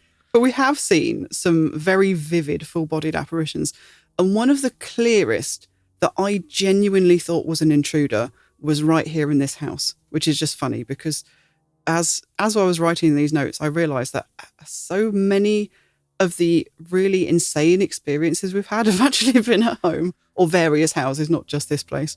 Considering all the different haunted locations we've been to across the country, I find that quite funny. But yeah, it was literally here at KOFY HQ. And we were just in the living room one night. Fitz was at his computer, and I had gone over to talk to him, but I turned to look towards the kitchen door. So it's kind of slightly open plan in our house. We've only got 2 rooms downstairs. There's like the living room and the kitchen, and there's a doorway between the two. And I just glanced over at the kitchen doorway, and there was a huge man in the doorway, like really tall, well over 6 foot, taller than Fitz, and he's 6'1", nearly filled the doorway. He was stocky, bald-headed, wearing some kind of collarless shirt and this long brown leather apron that I can best describe as a farrier's apron. So if you grew up around horses like I did, is the guy that comes to put the horse's shoes on, basically. Mm. Or maybe a blacksmith's apron, something like that, like a really sturdy, long brown leather apron. And, that kind of, the description really didn't tweak anything in my head at the time. I didn't think, well, that's an odd thing for a person to be wearing. All I realised was that there was somebody in the house, and I literally thought somebody had broken in. And I was terribly cowardly, and I literally ducked, almost cowering behind Fitz, who wondered what on earth was going on because he hadn't been looking in the same direction. Nope. In that moment, so he didn't know why I was just trying to basically hide behind him, crawl under the desk. Yeah, it's weird how sometimes, even if you are looking, some people will see things and some people won't. But yeah, in this instance, I don't think I was even looking in the right direction, so I didn't see anything. No, you weren't. But it's an odd thing to see because our house was built in the 60s, I think. Yeah. So quite unlikely that there would have been, a farrier or blacksmith living here, certainly not wearing their work clothes if they were. Well, I mean, it's not, there's farriers and blacksmiths still operating now, but it did seem to be, recalling it seemed to be clothing from a slightly earlier time. I don't mean like really early, like it could have been anywhere from sort of 40s backwards, possibly even a bit later. 60s, I think, would be pushing it a bit, but I don't know. I think the odd thing is that I don't think there was a house here before the 60s. So it's not like it was built on top of an old stable yard or anything like that. No, I can't remember what was up here. I think it was, I don't think it was anything. I don't think there was any property here. I think it was, I'm not sure. There was definitely property nearby. Mm-hmm. Some of the houses surrounding us are, date back a lot older. But yeah, we never figured out why. It never happened again. Never saw that particular apparition again. I still don't know. It's a mystery. But it was so clear. I really thought it was a person. And I mean, I could see quite a lot of detail. Mm.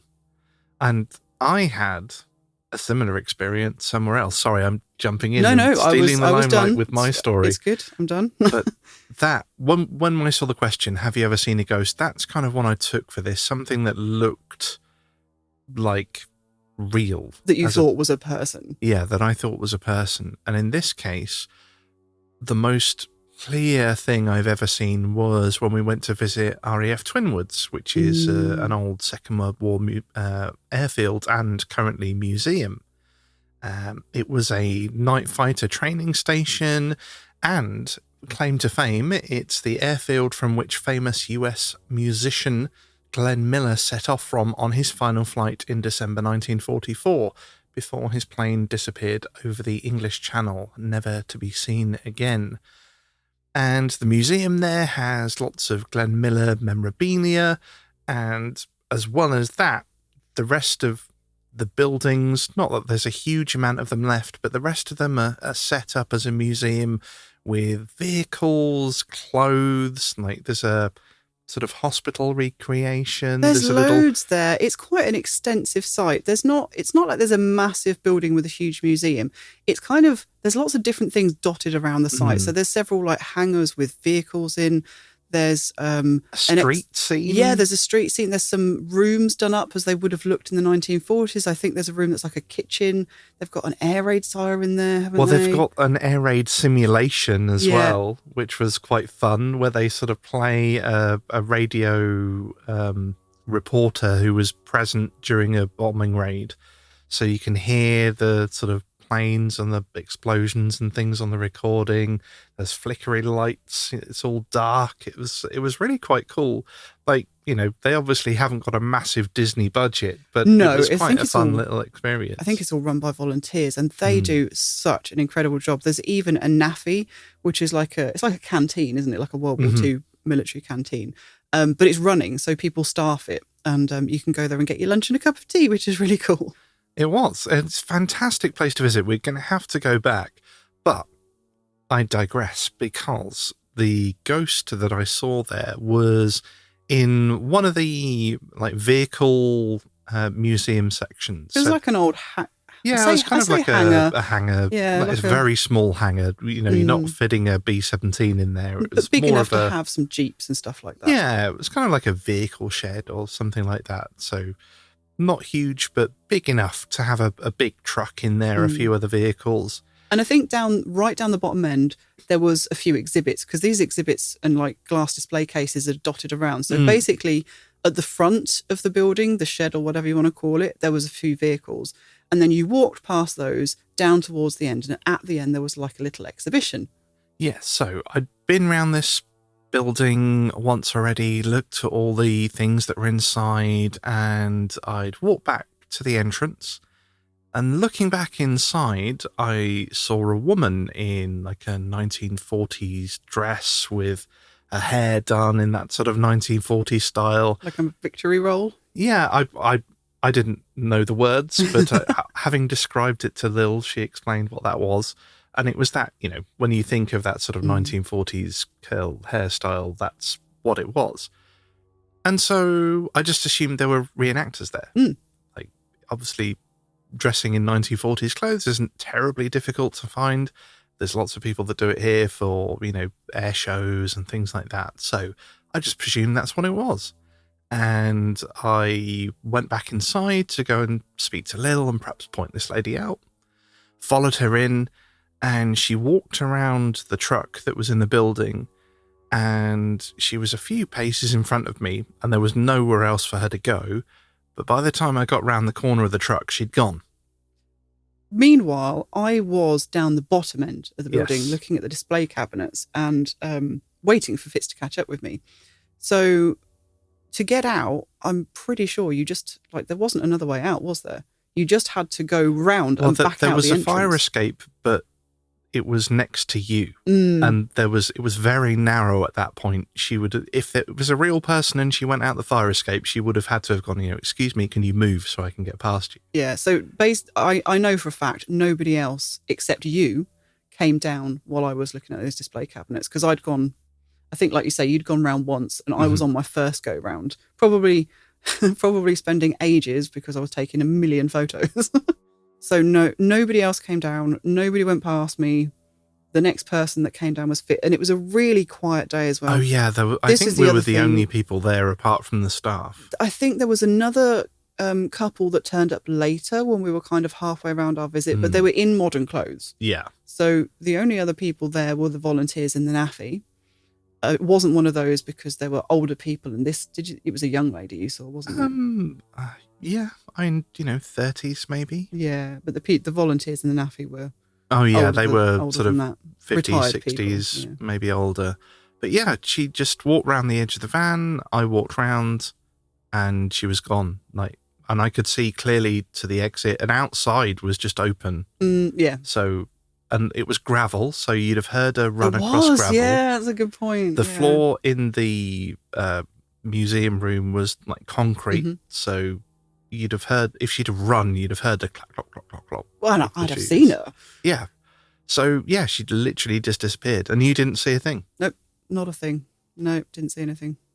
Yeah, it was just so clear. I think it's the clearest thing I've ever seen, and it's one of the reasons I'm kind of like, okay, it stood out because she was in 1940s clothes. Yeah. But, well, and it was so quiet. But if it had been busier and there had been reenactors there, if we'd have been sort of pushing our way past people to get around the museum and there were reenactors, I'd never have realised. No, to be honest, even if there weren't reenactors, if it had just been a busier day, we still wouldn't have noticed, because, it's not that unusual for people these days to dress in 1940s clothes, just because it's an interest, a hobby, and a really cool one, to be honest. I love some of the fashions from the 1940s, and I love seeing people in costume as well. I love it when people dress up and do victory rolls. So if there had just been a few more people there, I really wouldn't have thought as much of it, although it's still odd, obviously, for somebody to disappear halfway through a hangar when there's absolutely nowhere for them to go. Yes, but again, if it is busier, we wouldn't have noticed. No, and probably I think not, no. That's possibly what happens when, say what happens, it's possibly something that can happen all the time to people and they just don't realise because nothing made them think, where did that person go? Or, they were dressed in fashion from 50 years ago. No. I suspect we see a lot more spooky things than we realise. I agree. I do agree.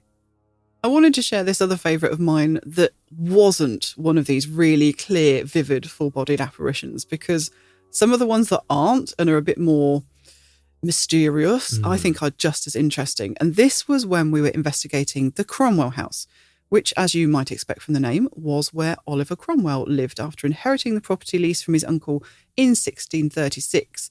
These days, the Grade 2 listed house in Ely, which is literally just across the road from the famous Ely Cathedral. It's a museum relating to the English Civil War and, as you might expect, the life of Cromwell. And they do ghost hunts. And we went on one. And this one was so interesting.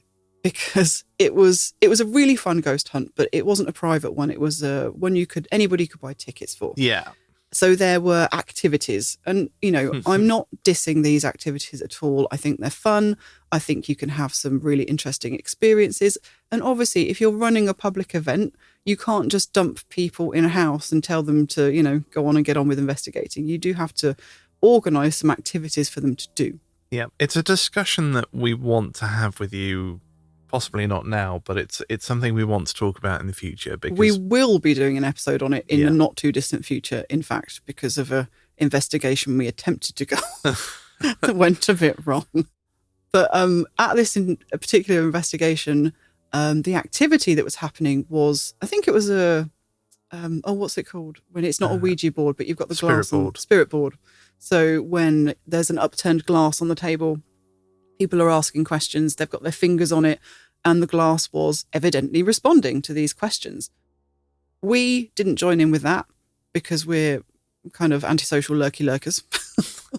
I don't know if I'd call us, well, I suppose maybe you could call us antisocial. But okay, introverted lurky lurkers. Yes, introverted, that's much better. So we tend to just kind of stand off and watch other people get involved and do our own thing. With the wallflowers, with the people in the kitchen at a party. Definitely. Yes, we're definitely the very quiet, subdued people observing things. And observing we were. But the other thing that I think is a really good tip to do if you're on a public ghost hunt is keep checking where other people aren't looking. Heads on a swivel, people.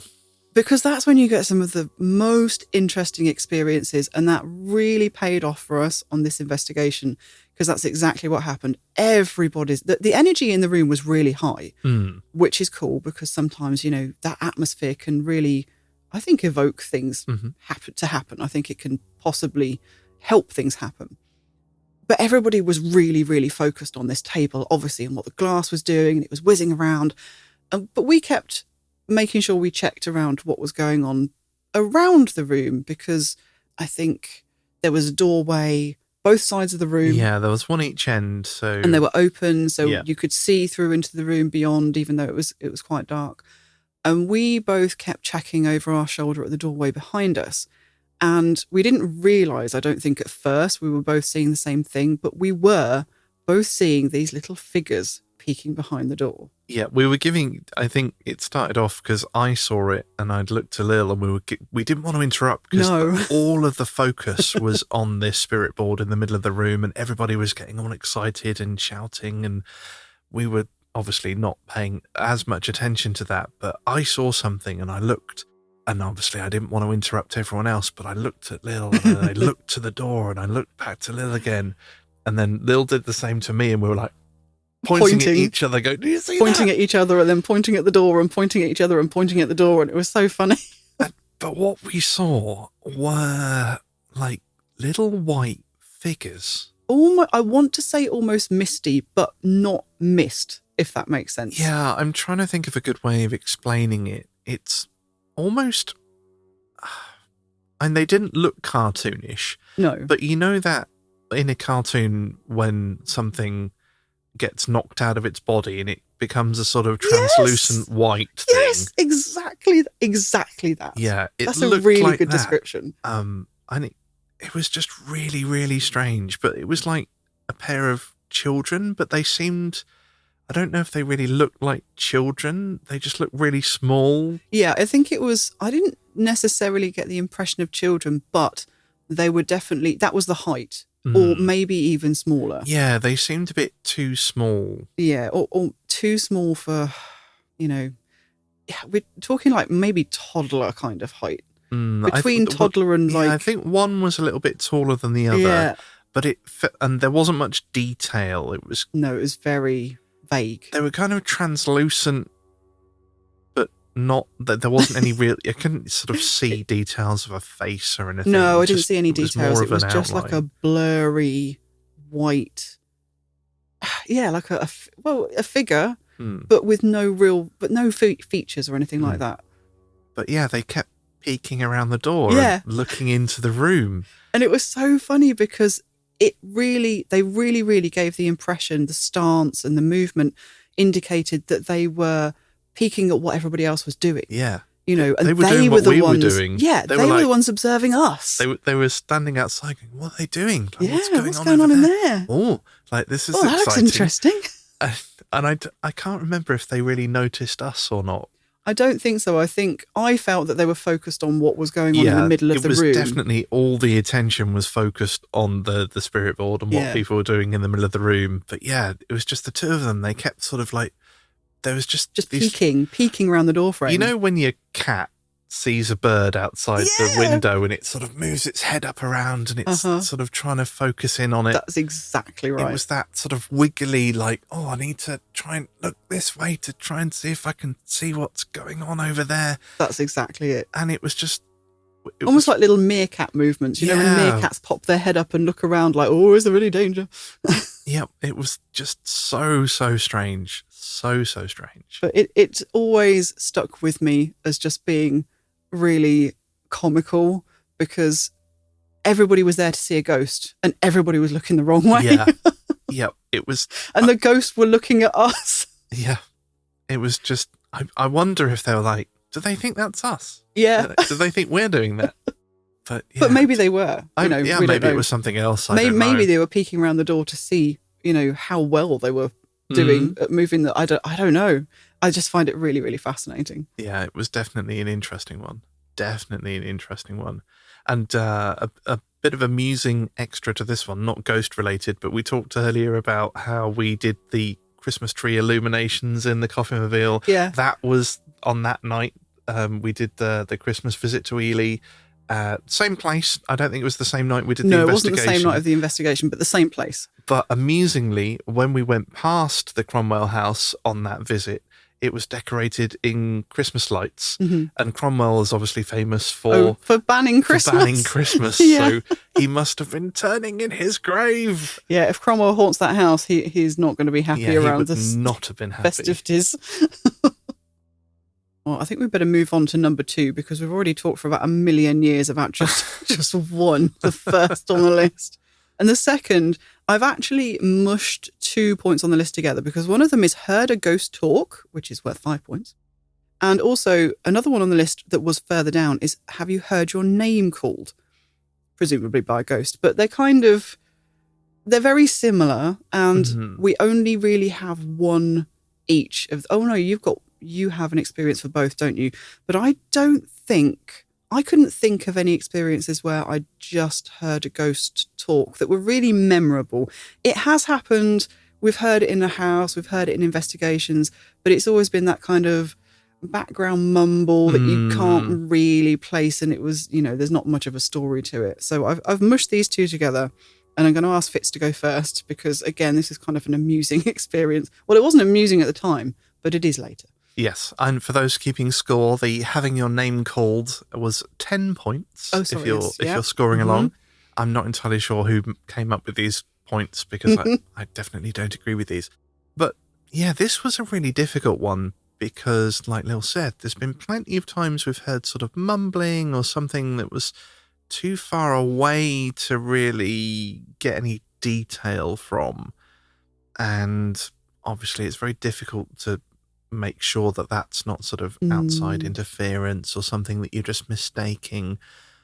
But there was one time, and I kind of ummed and ahed about whether this should fit because it's kind of an EVP and kind of a voice. So this could go on another question as well, actually. I was doing an investigation. Lil wasn't there for this one. No. And I was there with a UK paranormal group called UK Haunted. And this was very, very early on in our career. Yeah, this was pre-KOFYmobile. It was, yeah. Yeah, and it was a building that I managed, and I had some weird experiences there. So I managed to say, like, you can come and investigate the building if you let me come and investigate with you. So I kind of snuck my way into the investigation. And as part of that, I asked the guys if they'd be willing to have an interview with us, which they kindly agreed to. And so I started recording. We were in the building that we were going to be investigating, and I did the interview. And during the interview, I heard in my headphones a voice speak over the UK Haunted guys saying, "Hello." And I was ecstatic, and I fumbled a little bit on my next question because I was like, "Oh my God, I've just got a voice. This is awesome." And I carried on with the interview, and I didn't say anything. And then when I got to the end, I was like, "I think I caught an EVP. I think I caught an EVP." Rushed back to listen to the audio, and the file was corrupted. Yep, the whole thing didn't record. Yeah, whole interview was just, it wouldn't load. There was a file there, like it had tried to record something. It had created a file, but it just wouldn't play. There was nothing on it. So, I've always wondered, did it not record because was it corrupted? Not that it didn't record. Was it corrupted because of this EVP? Because of this voice? Like, did that make it happen? We actually had this happen.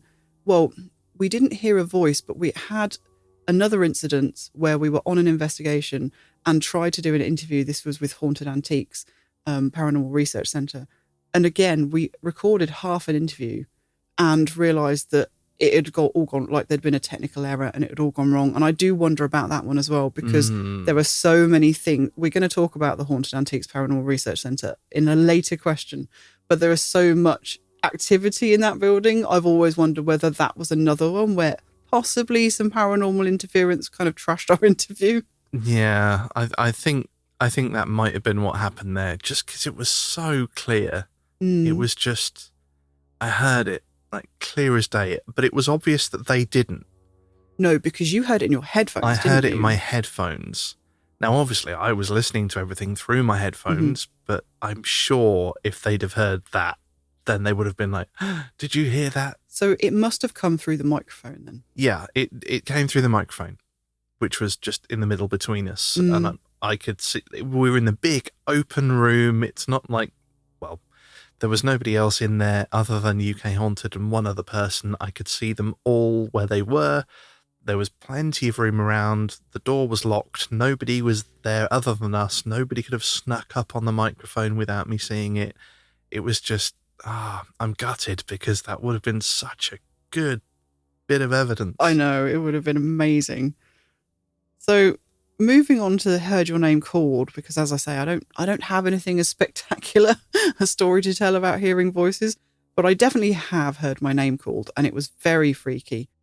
It actually happened in the shared house that Fitz and I lived in when we first got together. But at that time, I hadn't actually moved in. Some of my friends lived there before I moved into the house, and I was just staying over one night, and I slept on the sofa. It wasn't at night while I was asleep, so I was fully awake. I definitely wasn't dreaming or anything like that. But I was just laying on the sofa, and I heard my full name really kind of, I don't want to say fiercely, that's not quite the right word. Forcefully? Yeah. Alicia. Like my full name, which nobody calls me. Nobody in that house called me. I don't even think the people in that house knew my full name. Everybody calls me Lil. So it was really peculiar. There was nobody else around. I think it was the downstairs, like the whole of the downstairs were just empty. There probably were people upstairs, but this was kind of in my ear, like literally as if somebody had crept up right next to me and said it full force in my ear, with a kind of urgency, like they really wanted to get my attention and it was quite important. And it was just, it really shook me up. I was like, what on earth? And I don't think I've ever had it happen like that since. No, and I haven't had anything quite that dramatic. I've heard my voice called loads, like literally loads of times. It's happened here, it's happened at my childhood home, it's happened at Abington, but it's generally just, normally I think it's you, to be honest. Yeah. When I was younger, I'd think it was my mum or my friends or my dad or something. And I don't know whether it's just, I think it happens to a lot of people. I don't know if it's paranormal, it might just be psychological. But yeah, there's definitely been a few times when I've come downstairs or upstairs because I've thought you've called me and it's been nothing. And I'm sure it's happened to you the other way around as well. Yeah, but again, just nothing I can that's been really kind of... Nothing that stands out as much as that situation, though. So I'm going to claim the points, but I don't have an exciting story for that one. Well, I only get 10 points for that one because I haven't heard a ghost talk as spectacularly as you have. So, number 4, heard ghostly footsteps. Well, yes, we have. Quite a lot. We have a lot. It happens here regularly. In fact, didn't it happen like today? Well, today I think it was mostly crockery. Like, it sounded like you were making a cup of coffee downstairs. I was not. I heard like a teaspoon in a ceramic cup and the tinkle. I also don't tend to use a ceramic cup. Yeah, and just lots of movement, like the kind of movement you expect when somebody makes a cup of tea or a cup of coffee. And I came outside onto the landing and Lil was in their office working. Yeah, and I had been like for the last half an hour at least. But yeah, we've had loads of activity over the last week or so. There's so much going on because yesterday you had the thing with your shoes. Yeah. That's happened. Well, I'll talk about that when we get to the poltergeist question. Yeah, okay, so footsteps. Yeah, happens here all the time. It's quite often that it's normally when we're downstairs because on the ground floor we have concrete floors. So if we're upstairs, then you couldn't hear anybody walking on the downstairs. No. But we tend to find activity happens on the floor we're not. Yes. So if we're upstairs, we'll hear stuff going on in the kitchen or the living room. If we're downstairs, we'll hear stuff going on above us. And sometimes, I know this isn't footsteps, but sometimes we, as you probably know, we don't have any more cats, very sadly, but we still hear the really distinctive sound. And anybody that's ever had cats will know this sound of a cat jumping off a bed. Yeah. That... It's really distinct. There's nothing else in the world that sounds like it. Yeah, we hear that all the time. We hear footsteps all the time. So, yeah, here, definitely. But, like, nothing generally particularly spooky or... No, I think... If you were here, I think you'd probably... If you'd never experienced anything, you'd find it quite notable. With our experience, it's just like, Jack's back. It's fine. We're just used to it. But I think the one that really sticks in my mind, and again, it's not one of the places we've visited, that we've got so many of these amazing historical locations we've visited, and our best ones are really in just normal houses. Yeah. This one was at Fitz's mum's house. So sorry, Fitz's mum, if you're listening to this, I hope you don't get freaked out. But we were popping around to just feed the cats while she was away on holiday. Something we did quite often. And this house, it's a modern house. Mm-hmm. It was built in the 80s. Yeah. Mm-hmm. So not old, no real history there. I think it only had one owner before. Yeah, the land it was built on was outside the old village boundary, so it wasn't like it was built on top of another house. But it is detached. And and it's very detached. It's not like some detached houses that are all like in a row, so you potentially could hear neighbour noises. There's a lot of space all the way around it. And even the neighbours are kind of offset, so the sound just wouldn't travel through the house at all. No. And we were in the scullery feeding the cats. The scullery? The scullery. Well, what would you call it? The mudroom, maybe? Basically, like there used to be a garage that was next to the house, and then between the house and the garage, they covered it over with a flat roof. So it's just kind of like a walkway, basically. Yeah, it's like a covered walkway between... and the garage is converted, and actually we lived in it for a while. Yeah. So we were standing between the house and the garage in this kind of covered corridor. And on one side of us, we've got the door to the kitchen. And on the other side of us, immediately on the other side of us, we've got the door to the converted garage. And we start hearing footsteps upstairs. Yeah, big stompy footsteps as well. The kind of footsteps where you can feel the vibration through the walls. Yeah, where you can see the lights in the ceiling shake. And it was definitely quite intimidating, which was very unusual because that house has never been intimidating before or since. No, there has always been a really chill feeling there. Like I've experienced things there, but they've always actually felt quite safe and comforting. But for some reason... I mean, bearing in mind how used to hearing odd footsteps and sounds we are, for some reason, this freaked me out. I got really chilled by these sounds. And I don't really know what. I can't put my finger on what was so different. No, it felt really intimidating. I obviously lived there for many, many years, seen Jack there time and time and time again. And whenever I saw Jack, I always felt comforted, like I had a friend with me. Even if I was at home alone, middle of the night, if I saw Jack or heard the letterbox go or something like that, I always felt, oh, good, Jack's here, I'm fine. For any new listeners that haven't heard the long backstory of the ghost of Fitz's childhood home, Jack is just the ghost of Fitz's childhood home. Who has joined us now at this house. Yes. Which is very nice. But it kind of escalated as well. Yeah. So these footsteps, it almost sounded like somebody was pacing around. It wasn't just a quick we kind thought of run. Someone had broken in. So I went upstairs to check and there was nobody there. I checked every room, nobody there. And when I'd come back downstairs and we'd finished the cats, we're like, should we do something? Like, what do we do? The door to the garage room, the handle started rattling. Yeah, we literally could see it shaking in the door. And this was an internal door. It wasn't facing the outside. There was sealed windows and everything, so there was no draft or anything that could have been shaking it. And the handle itself, not the door in the frame, the handle was jiggling. Mm-hmm. And it was just really freaky. And we were like, right, that's it, we're gone. Yeah, I mean, we checked there was nobody in the house anywhere or in the garage. Yeah. Did our due diligence, but then we locked up and got the hell out of there. Yeah, and the garage had like French windows on the front, so you could see inside. So we could see that there was nobody in there. But yeah, it was the only time I've ever been spooked at that house. Yeah, me too. Yeah, we lived there for a bit, visited many times before that. Obviously, I lived there for years. Well, yeah, you lived there for years.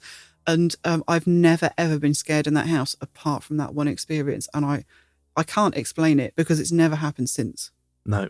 And yeah. And as we mentioned earlier with the disembodied leg story, that was the same house I saw my mum's disembodied legs.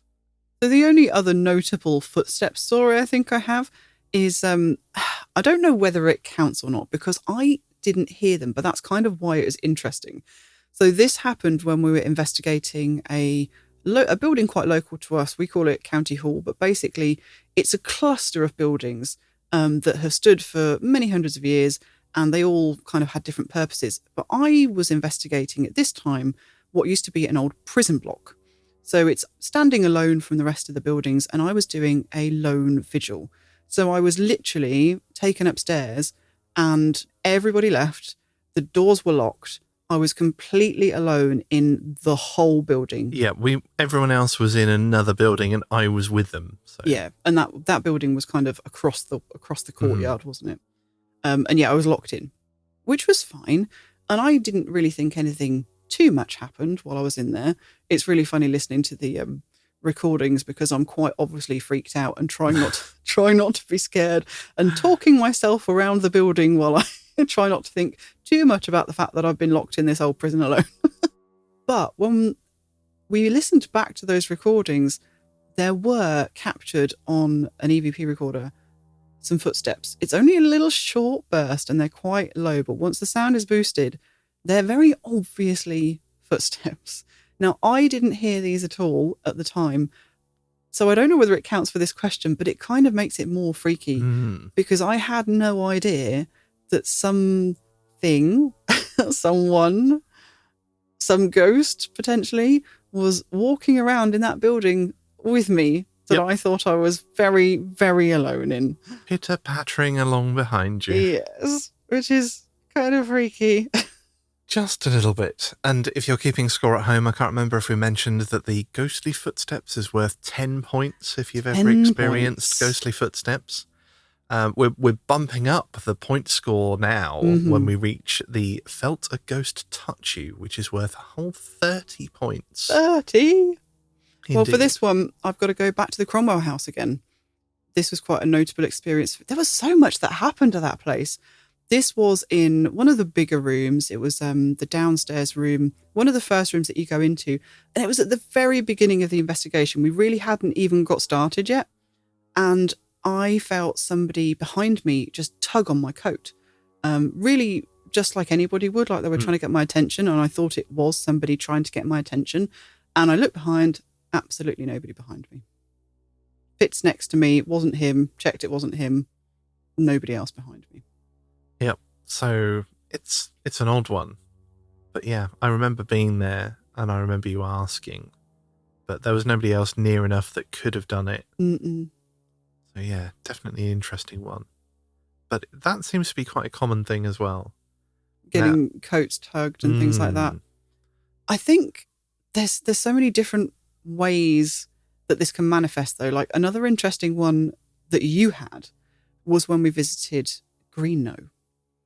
Such an important place to me, and somewhere that I've desperately wanted to have a paranormal experience since I was about 7 years old and never had. And then Fitz turns up for the first time ever and goes and has a paranormal experience. Yeah, it's funny. I was actually talking about that today with one of my students. Really? I was talking about Greenough because he's French, and we were talking about like old buildings and the manor at Hemmingford Grey, it's called. Yes, and it's a Norman. It's not normal at all. Yeah. It's a Norman building, and it's one of the, if not the oldest continuously lived in buildings in England. Yeah, and there are records of it being there in 1100, and I believe it's possible that the building was perhaps even older than that. It's just been altered since then. So incredibly old building, incredibly old.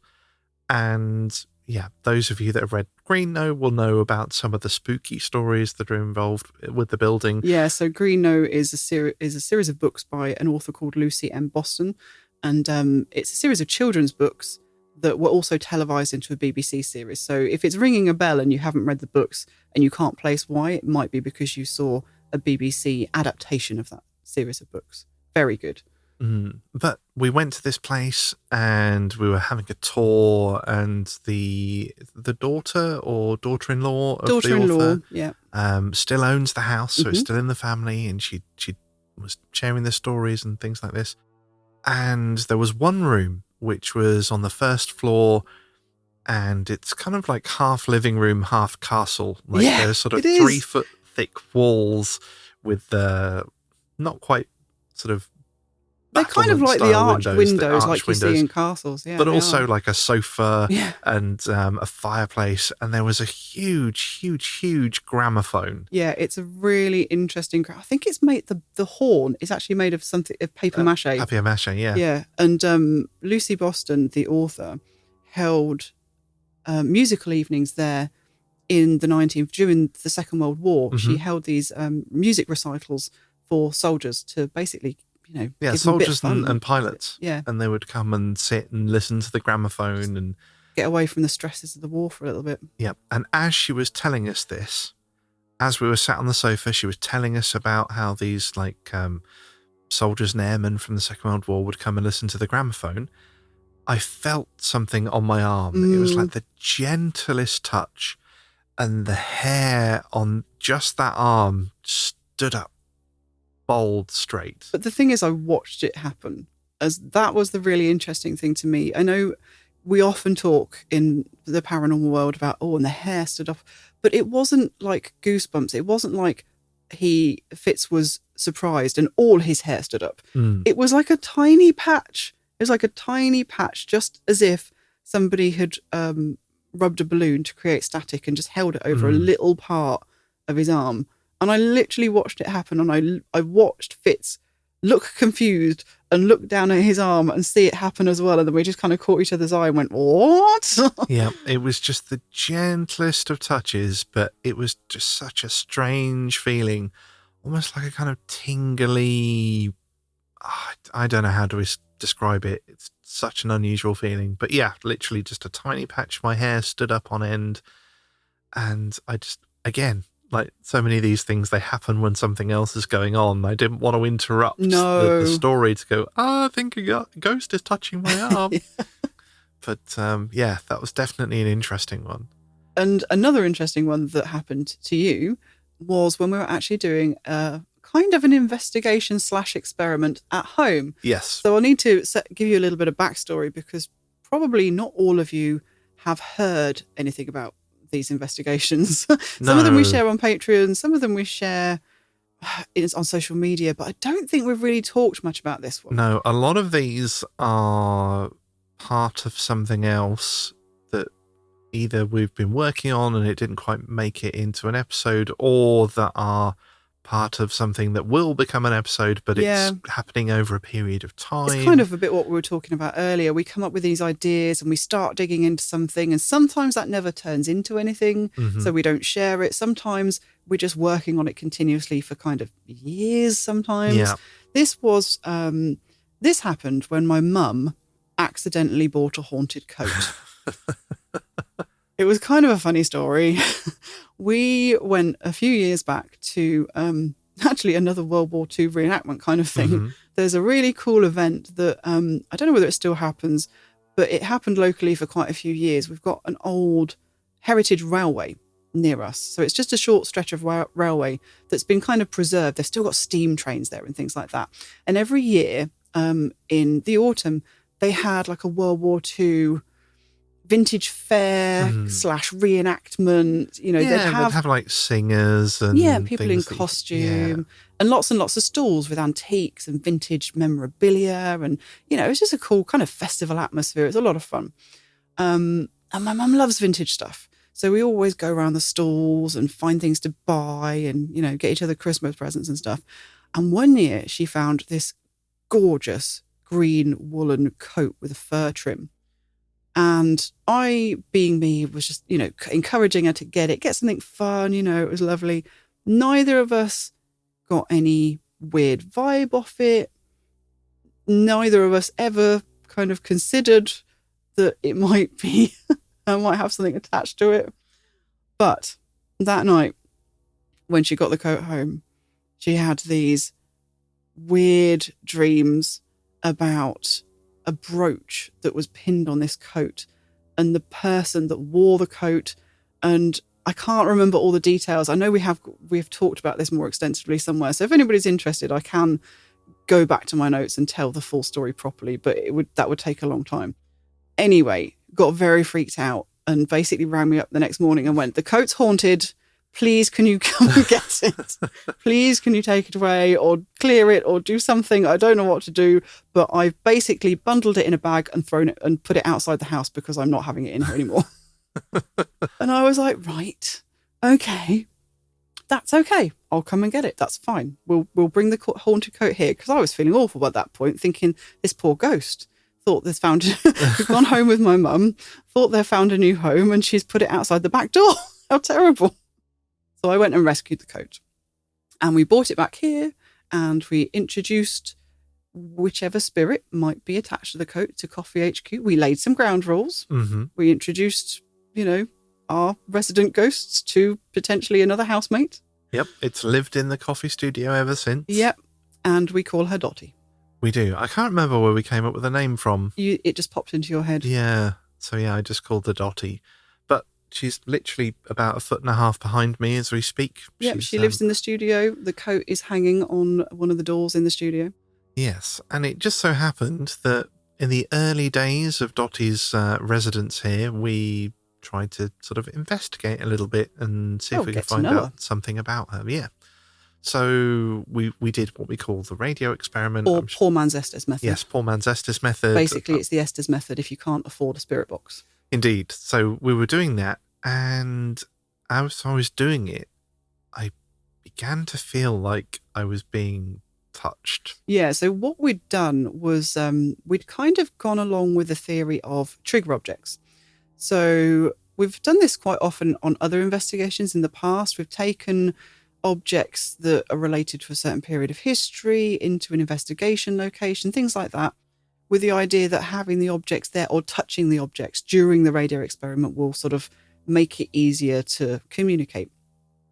So on this occasion, we'd sort of arranged the coat so it was right next to Fitz. In fact, I think we'd kind of swung the door she hangs on out, so she was like kind of right next to you. Yeah, I think I had rested the cuff on my shoulder or something.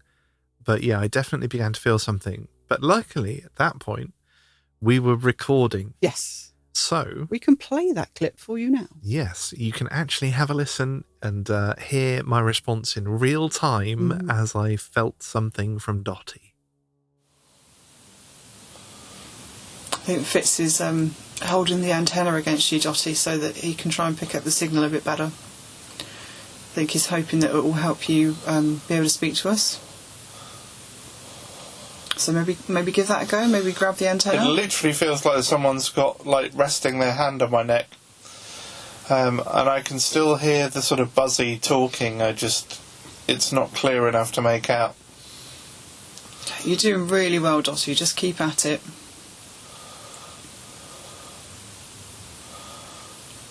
Useless. That came through. And you could obviously hear Dottie voicing her dissatisfaction with the Esther's method there as well. So, moving on. Seen a shadow figure. 15 points. Yeah, I think this is worth more than 15 points. Yeah, and I can see that. So, I think we've got to start with Thetford Priory. Yeah, this was a really good one for a shadow figure. There's a couple of stories I've got for this one, but one of them, I'm not sure if it counts. So the one that really does count has got to be Thetford Priory. So Thetford Priory is a ruined Cluniac monastic house in Norfolk.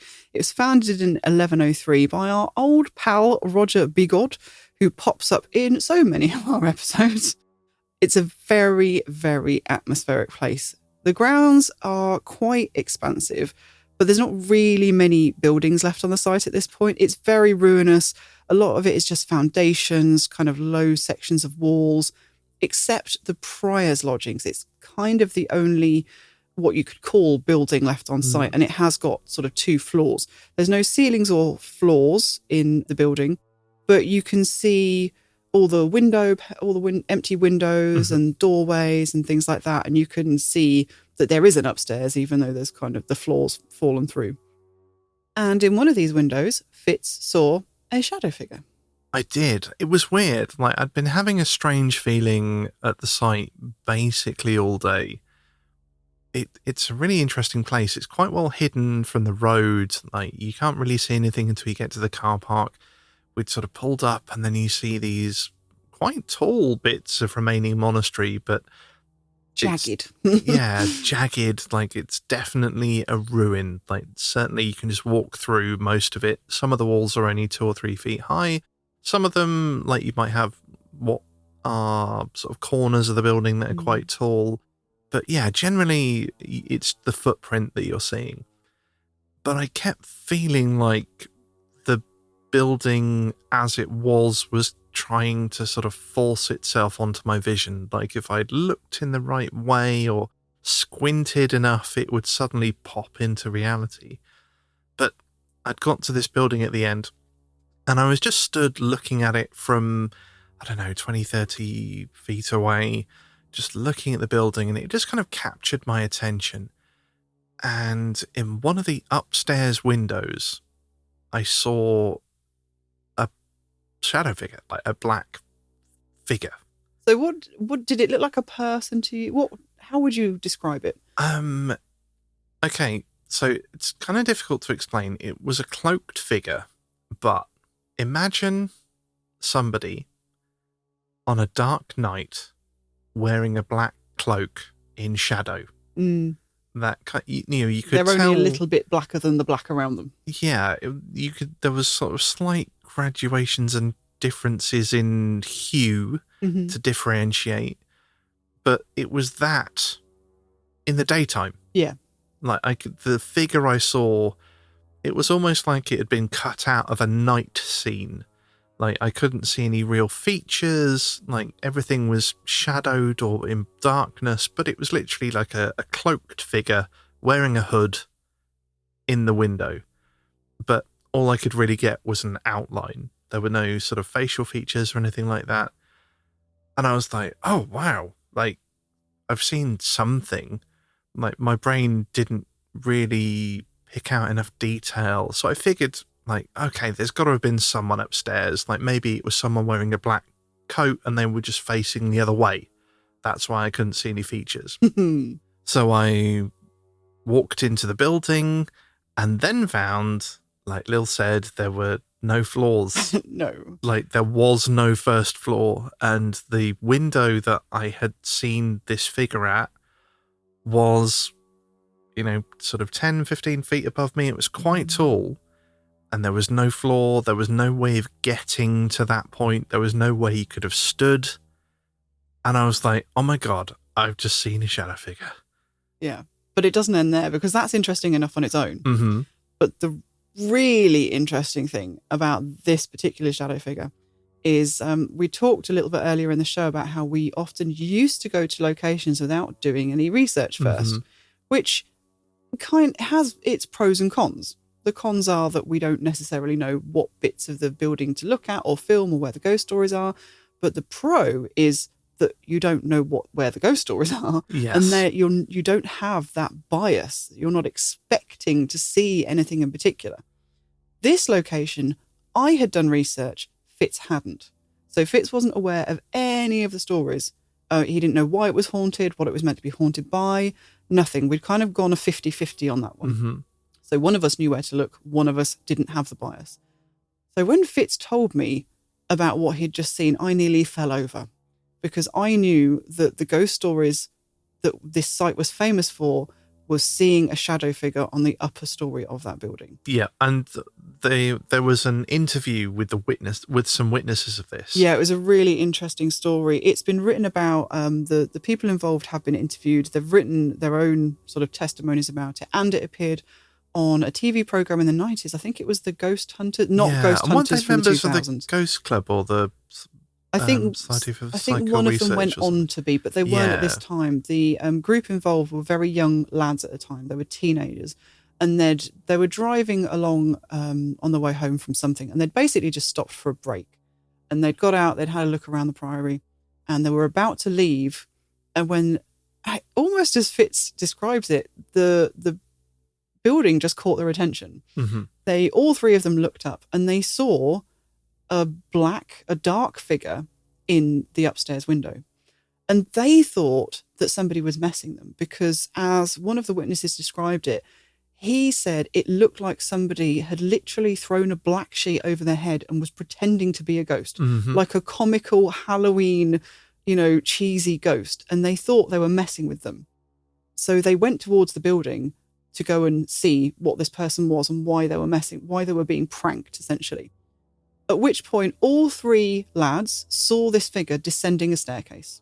So they went up the staircase. They saw it coming. It was about halfway down. They started up the staircase. They were rushing towards it, and they hit a flint wall. They just literally hit their heads on the flint wall because there was no staircase. Yep. And to add to that, something that I found fascinating about this story, like, not as if that's not odd enough, but they all saw the same thing, but in varying levels of detail. Yeah, these guys were on the ball. I don't know why any of them thought of this, but for some reason, one of them said, guys, I'm a bit of a skeptic. I don't think we should discuss what we saw between ourselves until we get somewhere we can write it down. And then what I want us all to do is I want us all to write down our accounts of what we each saw, so we can compare them scientifically without kind of biasing each other by discussing back and forth what it was we all saw, which was genius. Mm-hmm. And I don't know what they must have been, just very scientifically minded. So that's exactly what they did. They each wrote down their account before ever discussing it between themselves. They found something really interesting.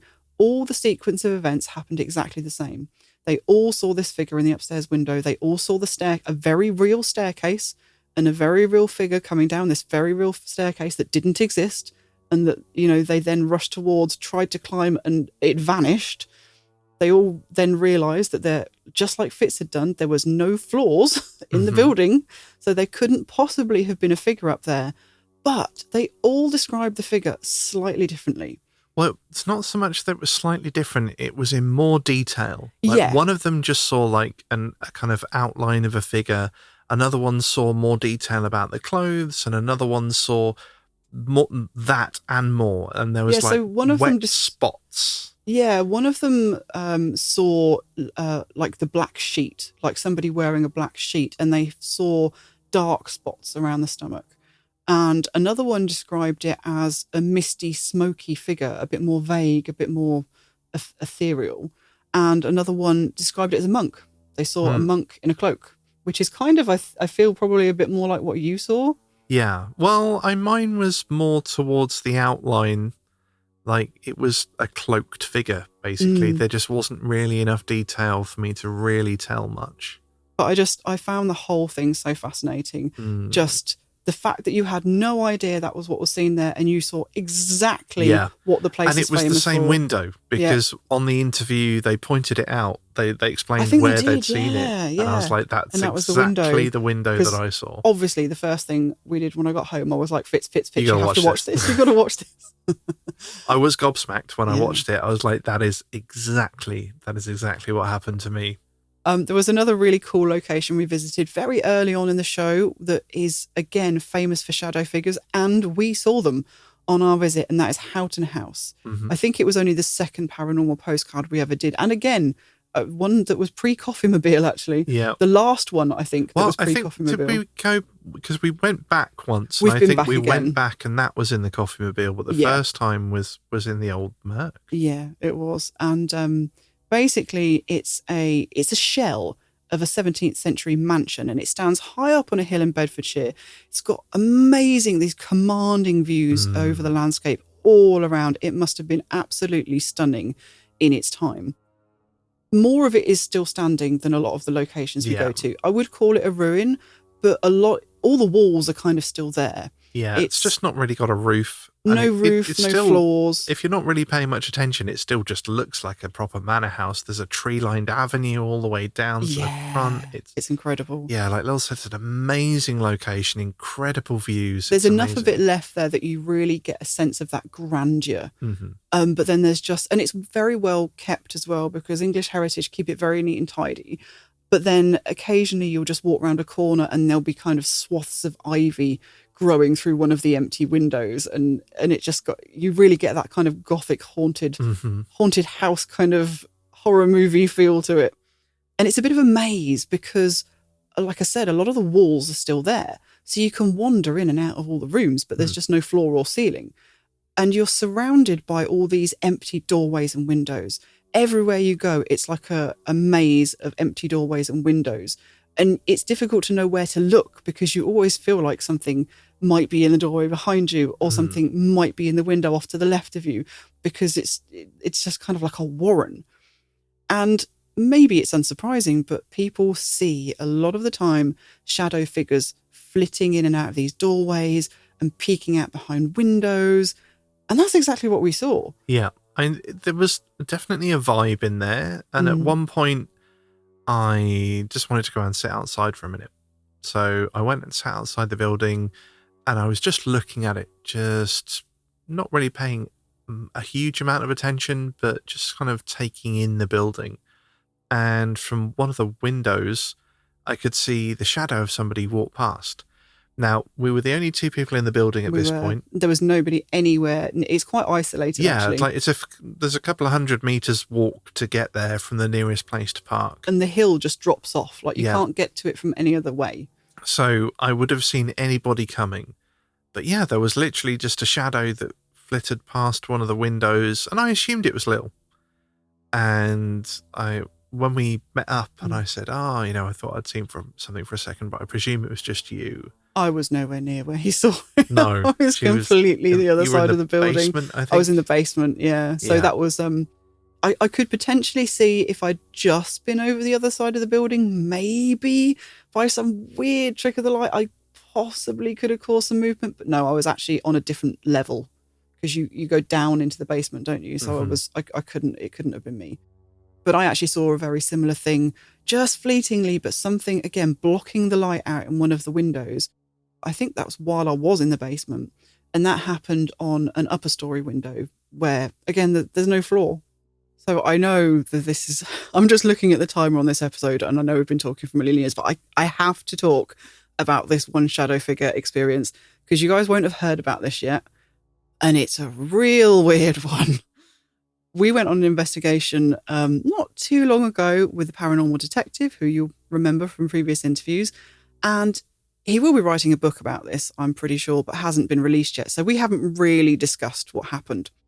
But I do need to share this experience with you. We were, again, doing the radio experiment / poor man's Estes method. And if you know anything about that, you'll know we wear a blindfold. So the idea is it's kind of sensory deprivation. When we do it, we're wearing noise isolating headphones, so you can't hear what anybody else in the room is saying. we're listening to straight white noise from a radio that's tuned between stations, and we're wearing a blindfold. So you can't see or hear anything that's going on in the room. Your only sensory input is what's coming through the radio. So I was doing this, and I wasn't hearing anything through the radio. I don't tend to do that. I get a lot of images just popping into my head. And sometimes it feels like things I can actually see, and sometimes it's like a movie being played in my head. And on this occasion, I started to vocalize what I could see, and it felt like I was really seeing this with my eyes, despite the fact that I couldn't see anything. It was just black. Obviously, I had a big, thick blindfold on. But I started to see shadows walking past me, which obviously I couldn't have done because I couldn't see anything. And in my head, I thought, well, logically, what's probably happening is that somebody real in the room is actually walking backwards and forwards. And I can somehow sense that. Maybe I can feel their footsteps through the floor, and my brain's just making sense of it by kind of giving me this image of shadows walking backwards and forwards. Because brains do weird things to interpret stuff, right? So I figured that's what was happening. So I said out loud, oh, I think people are walking past me. And didn't really think any more of it until I took the blindfold off. So no, people were not walking past me. Nobody had moved. Everybody was sitting exactly where they had been at the beginning of the session. Can confirm, was there. But what they told me was that every time I said, I think somebody just walked past me, they saw shadow figures walking in the room behind. Yeah, there was another room off of that, and it was kind of like I don't know if it was like a storage cellar or something, but it had like an earthen floor and a curved roof. It was a bit weird. But there was one of the people that was with us that was looking into that room. They had an urge to sit and look into that room. And either just before Lil said something or just after Lil had said that somebody had walked past, they would say, oh, I'm seeing a shadow move in here. And then Lil would say, oh, I feel like somebody's walking in front of me. Or the other way around, Lil would say, oh, I feel like someone's walking in front of me. And they would say, there's a shadow moving in here. It was weird.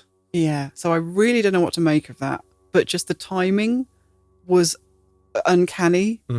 And like I said, at the time, I didn't think it was paranormal. I thought it was just my brain interpreting real movement in the room, but there was no movement happening. No, I know I was there. I was keeping an eye on Lil just to see if there was anything I could see that might have given that impression, but no, there was nothing moving in front of Lil. And the blindfolds we use, they're really, really thick. They're kind of these blackout, sleepy time. Proper opaque. Like you can have your eyes open whilst wearing them and you can't see a bright light behind them or anything. You really can't see anything. Opaque. So yeah, definitely an interesting one. So, number 7. Witnessed poltergeist activity, 15 points. Again, I think that's pretty low. 15 points for poltergeists. That should be really high up. I really feel like it should. Now, this is the only one we're not but absolutely sure about. Because what counts as poltergeist activity? Like we were kind of umming and ahhing about this one. And I think, we've got a few examples of things that are like paranormal. Whether they count as a poltergeist, I'm not entirely sure. So we'll share them, and I think we'll let you decide whether this is poltergeist activity or not. Yeah, absolutely. Answers on a postcard. Although, no, there was one where I think it may well have been, but we'll come to that. That'll be the last one. We'll come to that one. So the way we've interpreted this is poltergeist activity is usually objects moving. Things being moved around the house. When you think of poltergeist, well, when I think of poltergeist activity, I think of like the Enfield haunting when you've got Lego flying through the air. Now, we haven't seen anything that spectacular, but close. Yeah, but we've definitely experienced having household objects moved not by us. This happened quite a lot a few years ago, and we never really did figure out exactly why. It was kind of scary at the time, or we don't find the house scary now, but it was here at KOFY HQ, and we'd find like little piles of things in the middle of the floor for no reason, like a pile of safety pins and a pile of burnt matches. Things would go missing. It wasn't always necessarily piles, but we would find burnt matches on the floor, but like there wouldn't be any sign of them being lit when they hit the ground. No. Like, it wasn't like there was burn on the laminate or the carpet or anything like that. With the safety pins, it was like somebody had a handful and just kind of spilled them. Like just dropped them all on the floor in a bunch. Yeah, whilst that could have been possible once, like it happened over months, I think. Yeah, And it the kept matches happening. were the same. And I think I smoked at the time, but We I didn't never use used matches. No. It was just really weird. And the other thing was we have items go missing. And they would go missing for months. I mean, I know everybody has items go missing, but the most memorable one for me was a knife that was like a bushcraft knife. So it's like a special, knife. And I literally ripped the house apart looking for it because it had sentimental value. And I looked for it it was months. I just couldn't find it anywhere. And I kept looking for it as well. And then one day, it just literally was in the middle of the bedroom floor. I mean, somewhere where we had walked a million times. There is absolutely no way you wouldn't have noticed a whacking great knife in the middle of the floor. Mm-hmm. And I think the one that I would be more tempted to call poltergeist activity, because I didn't see it happening, but I heard it happen, was when my car keys went missing. And I had to go to work, so I was absolutely turning the house upside down looking for them. And that's not an unusual thing, losing your car keys. Everybody does that. But it was driving me mad looking for them. And in frustration, I just said, I'm pretty sure I said out loud, like, please give me back my car keys. Like, I need them. I really need to go to work. And as I said it, I heard the sound of my car keys dropping onto the laminate wood floor in the living room. And there they were. Yeah, we were both there. There was nothing nearby that they could have been stuck in. No, it was the middle of the floor. So there's no furniture anywhere near them that they could have fallen. That it wasn't near a table or shelves or anything like that. It just literally sound went plunk, like the clatter of car keys, and they were there. Yeah. Neither of us saw them being thrown from anywhere or anything. It's almost like they appeared like a foot off the ground and hit exactly. It didn't sound like they were thrown either. Like you say, it sounded like somebody was holding them just above where they dropped and just opened their hand and plop. Yeah, it was amazing. And the day you were late for work, like I can't remember how late it was. You were sort of like half an hour late or something. It wasn't like super late, but it was late. But you missed an accident on the road that day. Yeah, because I actually remember initially, and this is as weird as this sounds, I was like, oh, well, now I don't have to explain this weird story at work. How am I going to go to work and say I was late because the ghost stole my keys? And at the time, I kind of joined the queue of the back of a queue of traffic and thought, well, at least I've got a better explanation now. There's been an accident, and then it hit me, and I was like, oh, there's been an accident. Yeah, and it would have happened could have been pretty in it much exactly the time you would have left otherwise. And then so that I was like, oh, maybe our ghost just kind of saved me. Yeah, so definitely there's a few things go missing, and the car keys I think were the biggest one for me. Although, should we talk about this now? When we were discussing whether or not we'd experience poltergeist activity, Fitz was joking about, or was I joking about having cupboard doors open? I used to go downstairs all the time for a spell, and I'd find the cupboard doors open in the kitchen, and I swore up and down it was Fitz. And I'd say, can you please, it's really annoying when you just go into cupboards and leave all the doors open, and then I have to come behind you and just close everything again. And he was like, I don't remember leaving any doors open. But Fitz is, by his own admission, memory isn't fantastic. Yeah, not the greatest, and also have ADHD, and apparently leaving cupboard doors open is an ADHD thing. I didn't realise this. So I genuinely thought I wasn't being mean, like I genuinely thought it was him. But I was adamant that I hadn't left these doors open because it drives me nuts as well. Which I didn't realise. I'm really annoyed by it, often because I'm quite tall and I'll bang my head on stuff. So I'm normally very careful about shutting them quite quickly. It's only if I know I'm literally going straight back in that I'll leave one open. But I'm normally really good about closing cupboard doors. So I was like, I can't believe that's something I would do. That really doesn't sound like me. It would drive me nuts. And why have I never noticed it? But then as we were talking about it, we realised that hasn't happened in years. And Fitz's ADHD hasn't got better. No. Nothing's changed. So if it was something that you did as a habitual thing and you just didn't realise, surely you'd still be doing it, wouldn't you? And I haven't really done anything different. No. It's not like I'm must remember to close the cupboard doors. It's just I always do it because it drives me nuts when cupboard doors are left open. So. Yeah, but it's one of those things that I hadn't thought about recently because it hasn't happened. And I mean, it's literally been it was happening all the time. And then at some point that I didn't notice, it's completely stopped. So now I'm like, well, was it paranormal? I don't actually know. Yeah. So who was leaving the cupboard doors open? I think we had a poltergeist, and I think it was opening the cupboard doors, but only to annoy you, because I never noticed them open. It never happened to me. No, because I was going around shutting them again. Well, no, but if it had been, happening just randomly, then presumably I'd have come in and seen them open at some point. Yeah, I don't know. But so I never noticed it. Just to annoy me. Yeah. So I think potentially that was one. But there was another situation that I was going to mention when we were talking about things that were going missing. And not necessarily because a poltergeist may have taken it, but we had a really interesting situation a few weeks ago when Lil had lost one of her leatherworking tools, a bradle. Oh, yeah. And this was a really important bradle. And I know that sounds like a weird thing to say, but my dad gave me this bradle and he has now passed on, unfortunately. So it's a really special tool and it has a lot of sentimental value. So I was genuinely upset that I couldn't find this tool. Yeah, and you've been looking for it for, was it weeks? Like, it was a long time. Like, I know you'd been really frustrated by it and you were like, oh, it's not like I can just replace it. It's really important. Like, have you taken it? Is there anywhere it could have been? And we'd torn the house apart looking for this thing, could not find it. Again, we just had no idea where it was.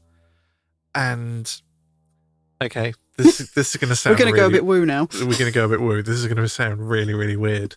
I'd been telling Lil stories about when I was younger, and I used to play with dowsing rods with my friends, and we would like go and hide something in the garden, and then whoever. It's kind of like hide and seek, but with dowsing rods. So we'd take something, and often it was something really, really small. It might have been a coin or a seashell or something like that. And we'd hide it in the garden. The garden was quite big. It was... yeah, it's a big garden. Yeah, sort of, maybe 100 metres by 30, 40 metres. So quite big. And these were small things. And then we would tell the other person what it was. We'd go like, it's a green army man. Off you go. And we would use the dowsing rods to try and find it. So if you haven't heard of dowsing rods, they look a bit like two antennas bent at right angles. Yeah, we just chopped up metal coat hangers to make them. You hold one in each hand. So you've got the straight shaft, one in each hand. And then the bent bit that's kind of at the right angle points to where the thing is meant to be. And they are supposed to sort of cross sometimes just to point the way to or just swing in the direction that you need to go.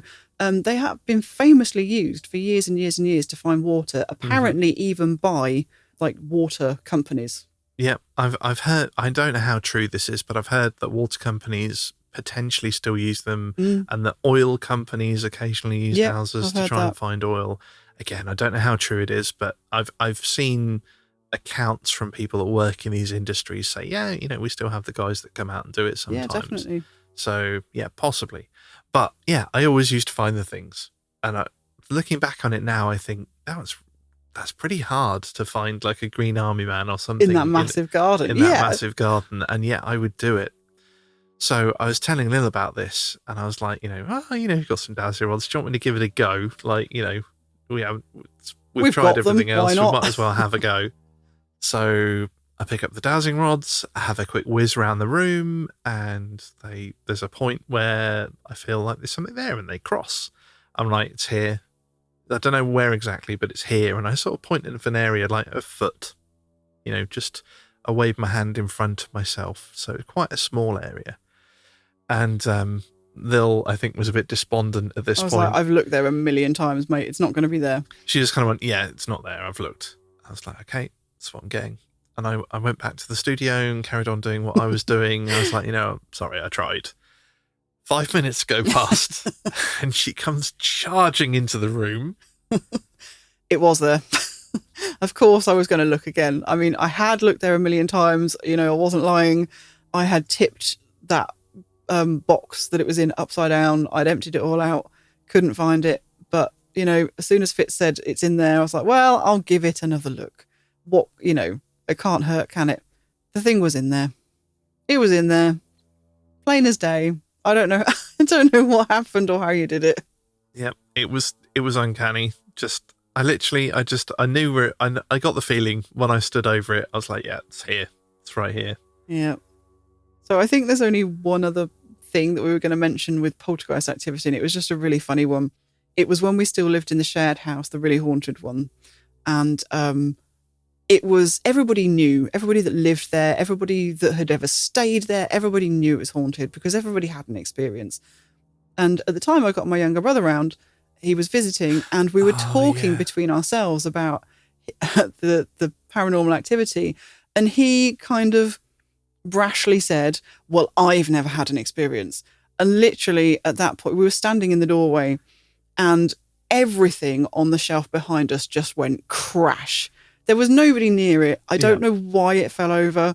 There was nothing that moved to make it suddenly fall. Yeah, but there was like your goblin, was it a mirror or something? Basically it was like some trinkets, some, kind of gothic-y, trinkety things like candle holders and a mirror, some, statue type thing, that kind of thing. Just decorative stuff.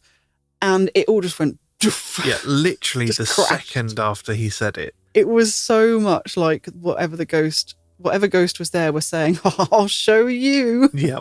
And he was terrified. It was hilarious. I think he teleported. Like he did he did the Scooby-Doo jump up into He literally Shaggy's crossed arms. the entire length of the landing in one leap. Yeah, it was absolutely hilarious. So the next on the list is, we are getting down them. Number 8, been on a paranormal investigation. And this is worth 20 points. Yeah, if we get 20 points per investigation, we're doing very well. Yeah. But yeah, we've been on a few. I think we've mentioned quite a few of them already. We mentioned the Cromwell House. We mentioned the County Hall where we've been. There's a couple, I think, that really stood out for me. Probably Haunted Antiques. Haunted Antiques is good. And I don't think we've necessarily talked about this on the show before. We've talked about Haunted Antiques. We did an interview with the people there. Not long after it opened, we went up. They were amazing. They gave us a tour. They showed us around. They let us handle all the objects. It's basically like it's called a research centre, Haunted Antiques Paranormal Research Centre. And that is exactly what it is. They have a collection of haunted objects that either the volunteers have brought in themselves or have been donated because people don't want to live with haunted objects, or they've searched out at antique fairs, things like that. And you can go in there, you can handle them, you can experiment with them, you can investigate the place. And it's really just, a research centre. It's fantastic. We haven't been up in years, actually. We need to go back because since we went and did that interview, the whole place has expanded. There's loads more going on there now.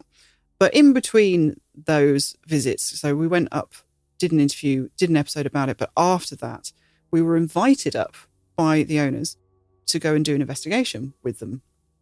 I think it was for like their YouTube channel. Yeah, I think they live streamed it. Yeah, that's right. So we didn't really talk about it because it was their episode, but we did have some really interesting experiences there. Yeah, there was a couple of big ones. So there was a lot of just, fairly normal paranormal stuff going on there. The odd thing like seeing shadow figures in the mirror, that kind of thing. Yeah, but there was one that really stood out for me, and that was at one point we'd got some of the cat balls, the light up cat balls. Yeah, so if you've been on a paranormal investigation, loads of people use these now. They're quite common. They're meant to be cat toys, and they've got like LED lights inside, and they're motion sensitive. So once you depress like the on button on the side, when you touch them, they go off. Cats actually hate these, or at least our cats did. I did try them with the cats, and they just freaked out. They did not like them at all. But they can be quite useful on paranormal investigations because they're touch sensitive. So, and they're only a few quid. So it's a really cheap way of getting like a motion sensitive device. Yeah. You have to be a bit careful because they are not very consistent. Like I bought 3 balls from the same place at the same time, and 2 of them were pretty rock solid. So they don't go off at anything. You have to actually tap them to make the lights go off. One of them was a bit squirrely. So, it kind of goes off at anything. You breathe near it and it goes off. So you do kind of need to get to know your cat balls before you use them in investigation. But once you're used to it, you just use the ones that are a bit more solid and don't go off at anything. So we had put some of these cat balls out around the room. Yeah, well, there was lots of objects on shelves, and we'd put all 3 of them out, sort of spaced out on these shelves. And there was one in front of like a carved wooden idol. I can't really remember much about it, but there was this carved idol. And it had an energy. Yeah, it had a bit of a vibe to it.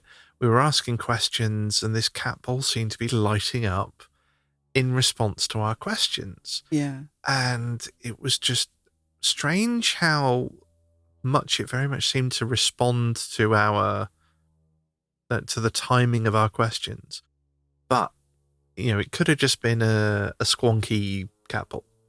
So we tested it out. First of all, we jumped up and down to see if we could make it go off. Yeah, so we tried kind of just making the floorboards vibrate enough to see if that would set it off. And it didn't. Nope. Then what we did was we swapped the cat balls round. Yes, because we thought it might be a janky one.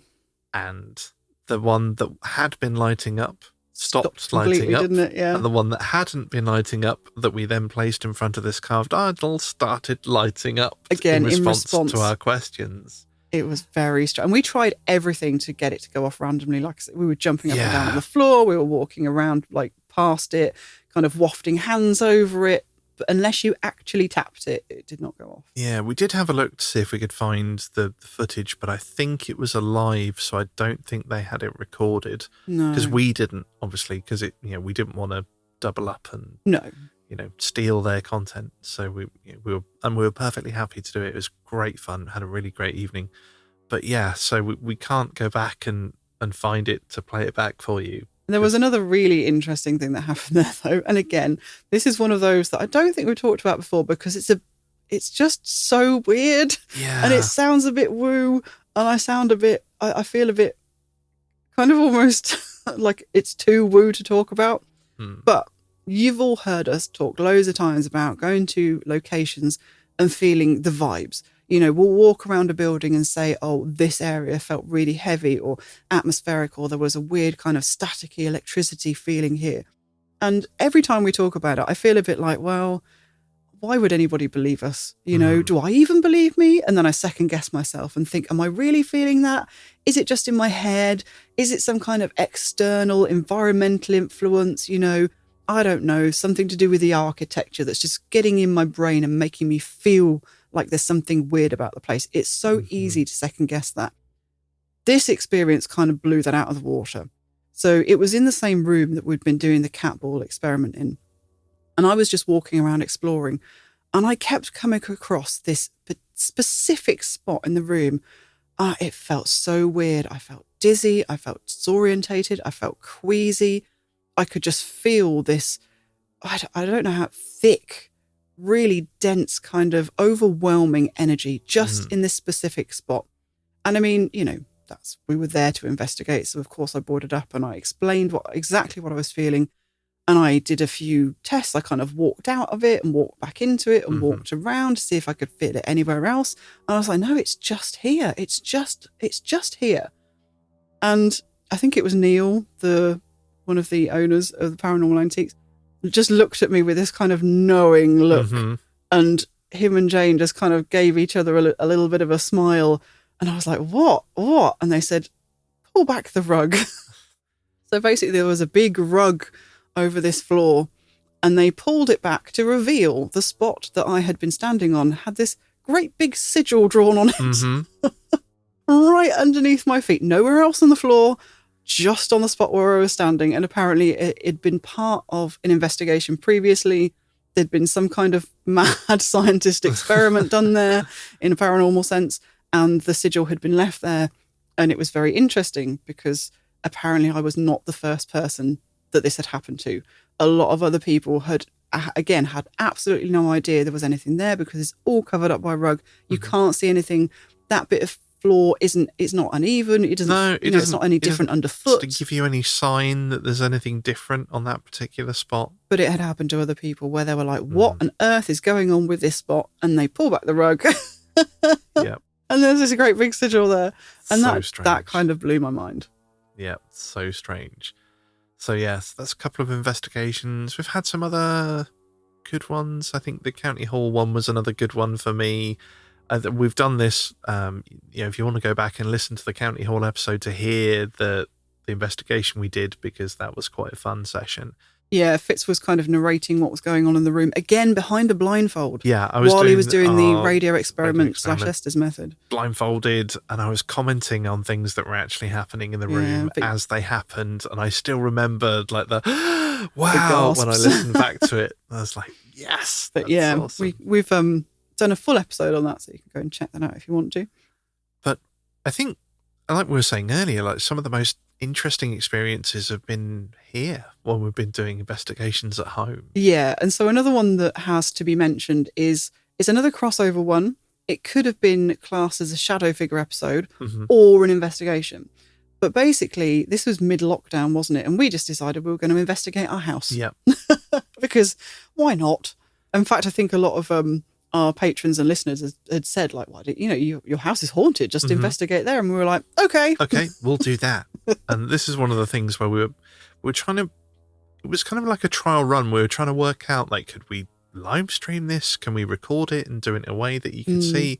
Like, annoyingly, it's really weird. Like, our cameras aren't really good enough to do much in the dark, and so much of it is done in the dark. And yeah, it doesn't really work. Yeah, our house is often a mess, and it's like, oh man, the amount of effort that we'd have to go through to tidy up the house enough for you to be, for us to be willing for you to see it. That we're like, well, we'll give it a go and see, and maybe nothing will happen and it'll be fine. It won't be anything that's worth publicizing.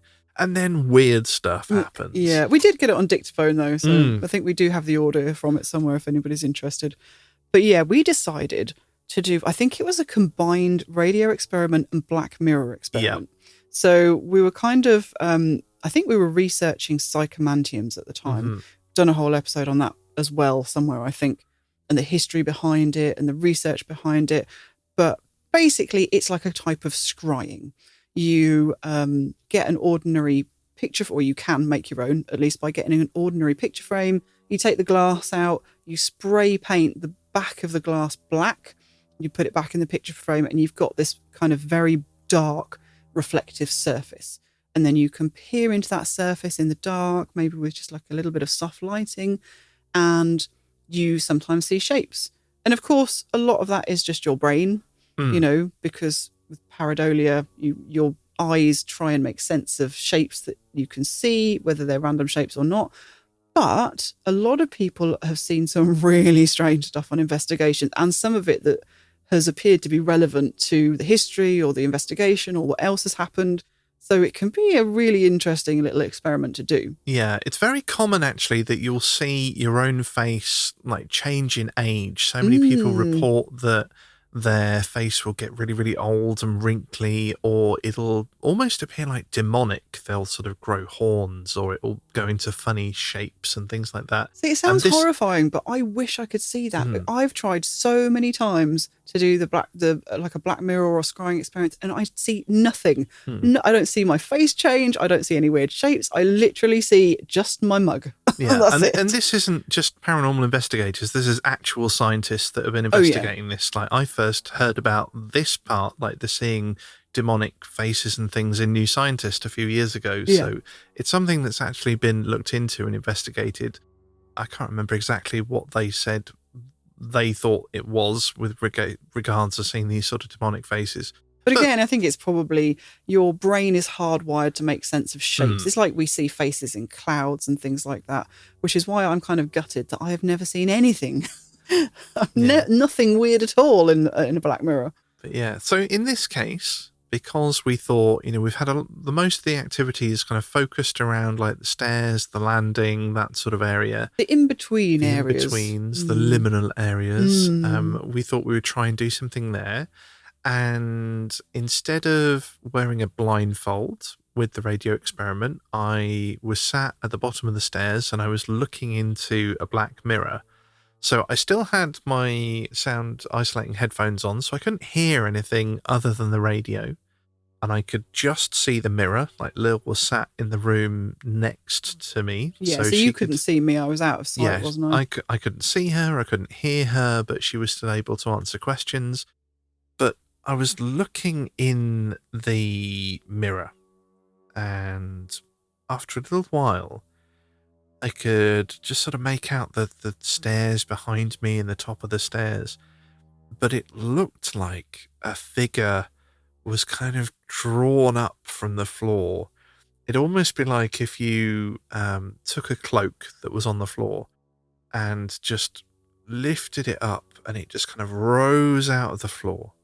It looked filled, like it didn't look like just it was being picked up with a hook or something. It looked like something was inside it, and it was almost like it was rising on a lift out of the floor. Ugh. It was really, really tall, like literally sort of floor to ceiling, and it felt quite intimidating. Yeah, you got pretty scared. It was I was spooky. listening in, and I think at a couple of points, Fitz asked me to pop my head around the door and check there wasn't actually anything like horrible looming at the top of our stairs, because it was that vivid to you. Yeah, and I did, and there was absolutely nothing there. Yeah, it was definitely a bit weird, a bit intimidating. But yeah, so I couldn't work out whether we should class that one as investigation or shadow figure. Or some weird brain thing. I don't know. I don't know what to class this as, but it was quite scary, wasn't it? Yeah, we've got the recording of it, and I'm hoping to sort of compile some of these into like an investigation thing. Maybe for our maybe we patrons should do to have a that. listen to, because it was definitely a bit weird, a bit spooky. So we're not sure where to what to class that as in what category to put it in, but it was one of the weirder experiences that we've had on an investigation. Yeah, definitely. So the next question is, have you seen a UFO? And this one is worth 100 points. Yeah, we don't normally get into UFOs on this show, but it was on the paranormal scorecard, and we actually have seen some weird lights in the sky. I think this one is far too many points because, just seeing something you can't explain in the sky is a UFO. It could be anything. Yeah, so this is, I think a lot of people get hung up on this and they think UFO has to mean aliens, but, it is what it says on the tin, unidentified flying object, just something that's not very easily explainable. So I think probably a lot of people have seen something that would come under that classification. I imagine so. Now, I've got a good one. I've got one really, really good one. And I think Lil's got one as well. So I think we both get 100 points on this one. Do you want to start with yours? Yeah, well, mine was years ago now. It was when I was a teenager and I was walking between my town and the next town over, basically. And it was alongside a road, but it was kind of a decent footpath. And along that stretch of road, the fields really open out, like the trees drop away, and you can see a good stretch of sky. So I was bimbling along, gazing at the stars, just enjoying the nighttime. And then I saw this star, and it caught my eye because it was very bright. So that's why I looked at it to start with. But then it got bigger. It got bigger and bigger and brighter, like it was expanding outwards. And I was like, well, this is weird. This must be some kind of weird, like astronomical event happening. Is this star going to explode? Like, I have no idea what that's meant to look like. What on earth is happening? Because it just kept getting bigger and bigger and bigger. But then it did something really weird. This is far too big to be the light of a plane at this point. Far too big. It moved. And when I say moved, I don't mean slowly. It zipped in a second, like a millisecond perhaps, from right to left, like way across the sky, far faster than anything that we know of can possibly travel, and it kind of streaked like zip, which could have been a meteor had it not just gone horizontal. So it wasn't... Well, had it not been static and then moved really quickly and then been static again. Yeah, so it was kind of, when I say it was like a horizontal motion, but from lower down to slightly higher up. So almost like on a diagonal horizontal track, if that makes sense. And then it kind of expanded a tiny bit more and then went poof, it collapsed in on itself. So it kind of, it swelled like a little bit more, this light. It's just like a white, kind of a yellowy white light. It swelled a little bit more and then it shrunk down to a dot and disappeared in a second again. And I just have absolutely no explanation for what that could have been. That is a bit weird. Because it wasn't a meteor. It was completely the wrong movement. And obviously meteors don't stay still to begin with. It zipped in a very weird trajectory in just like a fraction of a second. Mm-hmm. And then it just kind of went whoop and blinked out of existence. In fact, it almost, the way it kind of blinked out of existence was almost like, you know, a lot of you were too young to remember this, but the old-fashioned tellies, when you used to turn them off and they'd kind of go down to a dot and they go whoop down to a dot and then disappear. Like the ghost I saw at that place in Wellingborough, the old Boobs Home, Yes. where they had the two they almost looked like TV special effects when they disappeared. Yep, like that. Yeah, it did that. It went whoop. That's so strange. It was really strange. weird. Yeah. Come on, then what's yours? Well, mine, I still can't make head nor tails of it. It happened here, and it was when the computer and everything was downstairs in the living room, and I was sat at the computer, and I was facing the window, and it must have been sort of early to mid-evening one night. It must have been quite late in the year because it was quite dark. But the curtain was open sort of a foot or so because the cats always used to jump up on the windowsill, so you couldn't close it all the way, otherwise they'd get grumpy. So yeah, there was about a foot or so of windowsill and window that I could see out of. And I was just sort of absent-mindedly looking out the window when from the houses opposite, above the top of them, I could see this ring of red lights that was slowly spinning, and I can't remember if it was 5 lights or 6, but it was like a ring of 5 or 6 red lights, and it was just gently turning in a circle, and it just came floating over the houses opposite us, and it flew over the house, and I was playing an online computer game with some friends, and I remember going, I'll be back in a second, there's a UFO over the house. And just dropped my headset and ran upstairs. And I was like, there's a UFO, there's a UFO. And we ran into the bedroom at the back of the house and opened the curtains and looked out. And I could just see it floating off over the houses behind us. And I think Lil just came in to see it going. I just saw it as it was on its way going over, like off onto the horizon kind of thing. Yeah. So I missed the best part, but I did see it. But yeah, it was big as in 20 or 30 feet across and sort of just above the top of the house, or it was huge and it was higher, but completely silent, didn't hear a thing. No, there was no noise. It was, like I say, it was a ring of spinning red lights. There weren't, I can't remember if I've told you this before, but I can fly. Yes. I've got my gliding license. My dad's a pilot. I spend a lot of time with pilots. So yeah, I'm not, I couldn't take a 747 and land it or anything silly like that, but I've been around planes a lot and I know about nav lights and landing lights, and this was not anything that I could recognize. It didn't have the standard lights that all planes legally have to have. It was before drones, so yes, it definitely wasn't a drone. Years ago, yeah. Like there was nothing that I know of that it could have been. That's not to say that it doesn't have an explanation. Okay, maybe somebody had like a helium-filled balloon 30 feet across that they'd put lights UFO on and model, and made spin and done something that, it was possible that somebody could have done something that would have made something that looked like that. But honestly, we live in the kind of sticks. I don't know why. This is not the place that somebody would have done that. I didn't see it in the news or anything like that. If it happened today, I would be more willing to believe it because it's so easy to do now with drones. Yeah, but this was well before drones. Yeah, this was long before drones. It would not have been an easy thing to pull off. No, definitely not. It was so smooth. It was so quiet. Yeah, just have no idea what it was. Absolutely no idea. As it says, UFO, unidentified flying object. Indeed. So we've both seen a UFO. So we both get 100 points. But have we both had a premonition, which is the next on the list? Oh, I don't have any points for this one.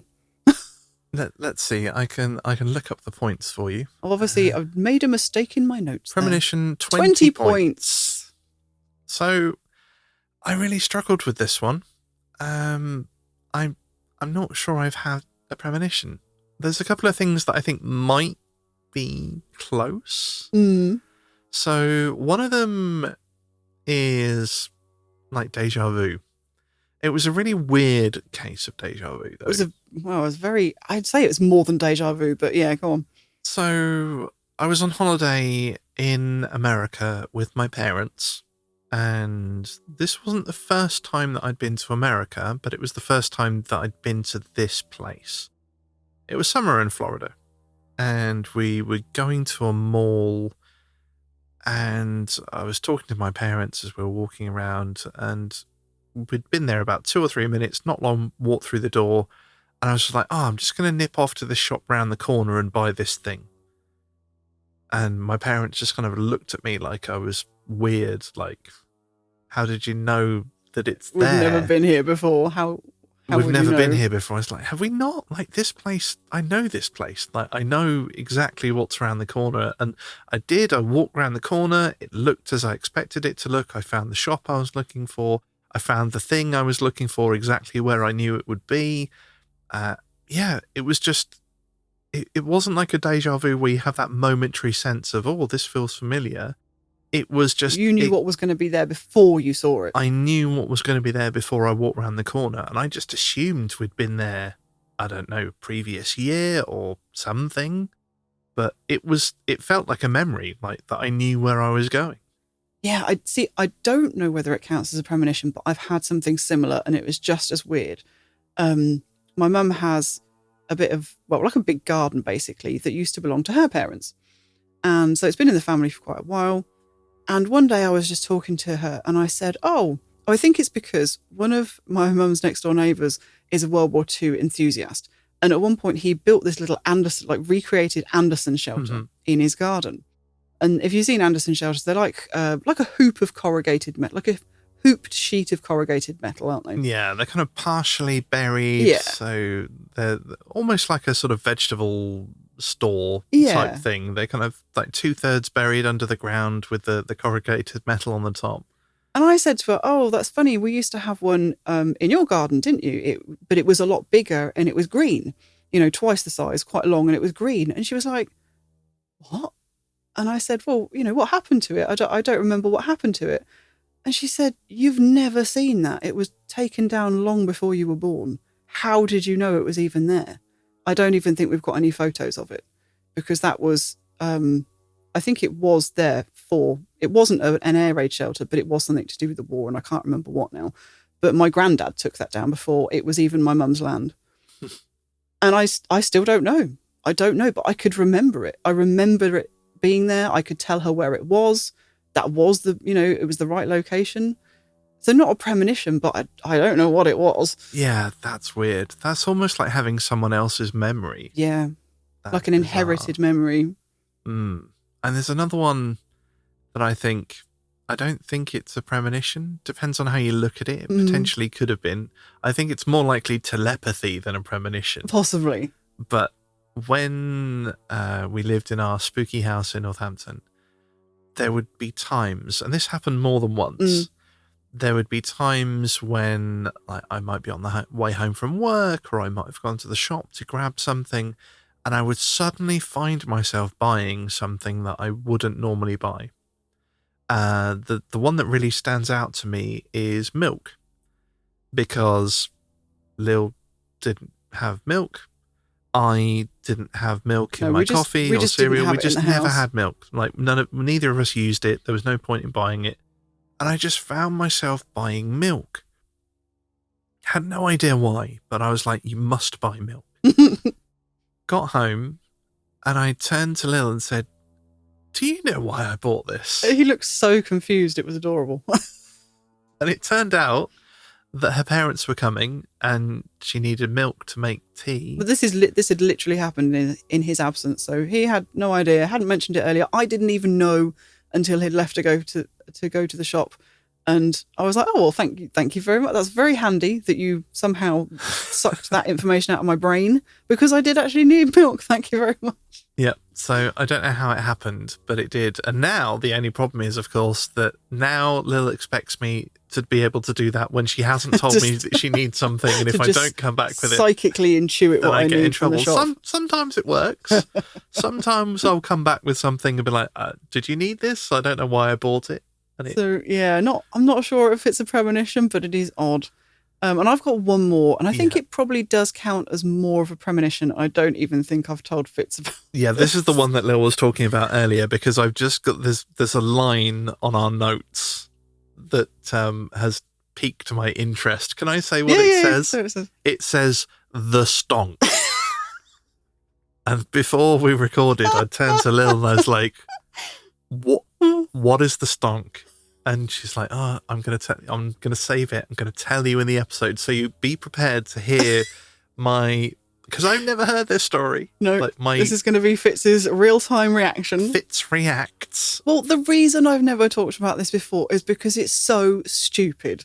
It's the dumbest premonition story you can possibly imagine. It's so inconsequential. When you talk about premonition stories, you always think of like, having a vision of an accident before it happens and being able to change things, or, being able to avoid a car crash, or, something really important. And this is completely the opposite. It's the furthest opposite of that you can possibly imagine. It's so stupid. I'm dying to know. Tell me about the stonk. Okay, I'll tell you about the stonk. So for this, you need to cast your minds back to a time when probably many of you weren't born, and this story is going to make me feel quite old. Rewind, if you will, to 1991, and 1991 Comic Relief, or Red Nose Day, which is, I think, a British phenomena. Basically, it's a big charity event. Mm-hmm. It's, if you remember, like what they call telethons? Yeah. In the 80s? Mm-hmm. We used to have, and still have to a certain extent, Red Nose Day still definitely exists. We used to have these huge televised charity events in the 80s where celebrities would get involved and they'd put little shows together, they'd do sketches. Yeah, so it's comic relief. So there was lots of comedy shows, they'd do skits, and you'd have crossovers with television programmes, so like the soaps and dramas and things like that. Yeah, they'd all get involved, wouldn't they? Yeah. And but the idea was to raise money for charity. So there'd be like a big televised event, and through the event, people would be calling in to make donations, and they sold like red clown noses. That's why it was called Red Nose Day, because of the comedic link being comic relief. So you'd get these plastic red noses that you literally put on your nose, and T-shirts and stuff like that. And it was all good fun. And I think I was about 10 at the time. So, this was before the internet and stuff like that. Yeah, so it would have been around our birthday. Red Nose Day it was around March, isn't it? Yeah. So, yeah. It was around our birthdays. And that year, the Comic Relief team had done like a crossover, I guess, with a couple of comedians called Hale and Pace. Mm-hmm. And they'd written this song called The Stonk. So it was just a really silly, daft comedy song about a dance called The Stonk. And very poetic. I'll quote you a bit from it, okay? And I'll preface this by saying conk is a slang word in Britain for nose, so please don't think I'm saying anything rude. But it went thusly. Let's stonk to the rhythm of the honky-tonk. Put a red nose on your conk. A let's stonk. So you can see the level what we're talking about. Mm-hmm. And basically they'd produced, or somebody had produced, this dance to go with it. So think the 1991 version of a viral TikTok dance. And it was all over the telly, people were doing it. And I think it must have, I am not a dancer at all. And I am definitely not the sort of person to, learn and follow and then repeat and perform. You'd love to dance. Viral TikTok. I'm absolutely useless at it.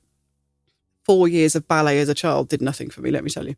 I'm definitely not the sort of person to learn and perform sort of viral TikTok dances. But for some reason at 10 years old, I had learnt this dance. I think it had been on one of those like Saturday morning kids TV shows or something like that, where they'd gone through all the moves. And for some reason, I just latched onto it and I'd learnt it off I'd practiced. I'd learnt it off by heart. I don't know why. And around Comic Relief, I just went to bed one night, school night, and I had this weird dream. And I dreamt that it was a school assembly and the head teacher asked for volunteers from the children assembled, for anybody that knew this dance, the stonk, to come up and perform it on stage in front of everybody. And I did, which is absolutely not like me at all. But it was a dream, right? So, fair enough. Perhaps dream me was living out something that I wasn't brave enough to do in real life, because I was a terribly, terribly shy child. I wouldn't even talk to anybody, much less do a dance on stage. And in my dream, there was only two children out of the whole school that volunteered. There was me and this other boy that was in my class that I didn't really know very well, because that was, back in the days where all boys had cooties and we didn't really mix. So I didn't know them well. And it was a real surprise to me, even in my dream. I was like, oh, how odd that this boy knows the dance. And in my dream, we got up and we performed the stonk on stage to music to everybody. So that's, sounds like a silly 10-year-old's dream. Except that the next day, I can't remember whether it was the next day, it might have been a few days, but anyway, soon after that, I went into school assembly, and lo and behold, the teacher asked out loud, oh, does anybody know the comic relief dance? And I was like, oh yeah, I do. And then they were like, oh, well, would you like to come and perform it on stage? And at that moment, my brain just obviously had a had a bit of a moment. And whereas normally I'd be like, absolutely not. I can't think of anything worse. I don't know whether it was because I dreamt it, but I was just like, yeah, okay. Not only that, the kid in my dream was the only other person that put their hand up and came out, and it literally all happened exactly like I dreamt. It was the same other kid. There was nobody else that volunteered, and we literally did, just the two of us, exactly like in my dream, performed this stupid dance in assembly. And now you know why it's the most ridiculous premonition story you will ever hear. Me and another kid at 10 years old performing this ridiculous comic relief dance, and I had dreamed the exact thing to every little detail before it happened. Pretty amazing. That is so incredibly impressive. Like, that's such an amazing story. But it's so pointless. It is. And I think, like, yeah, okay, so the story might have been more if it had been like, and I stopped the plane from crashing. I know, right? But it kind of, it's so mundane. It's so mundane, but it kind of makes me think, okay, maybe this is just a thing that sometimes happens, and the stuff is just so mundane you don't even realise that it's kind of a prophecy. It's just you get a glimpse, that's a good point, actually, to something that's going to happen. But yeah, you've had a premonition of making a cup of coffee tomorrow, and it's like, yeah, okay, so I just remembered making a cup of coffee or something. And it wouldn't kind of occur to you. I mean, obviously, it was such a strange thing for me to do that it's always stuck with me, and I've thought, what on earth was I thinking? And I wonder whether part of me was kind of went through with it because I dreamed it, and I was like, well, I meant to do this, obviously. Yeah, that's so weird.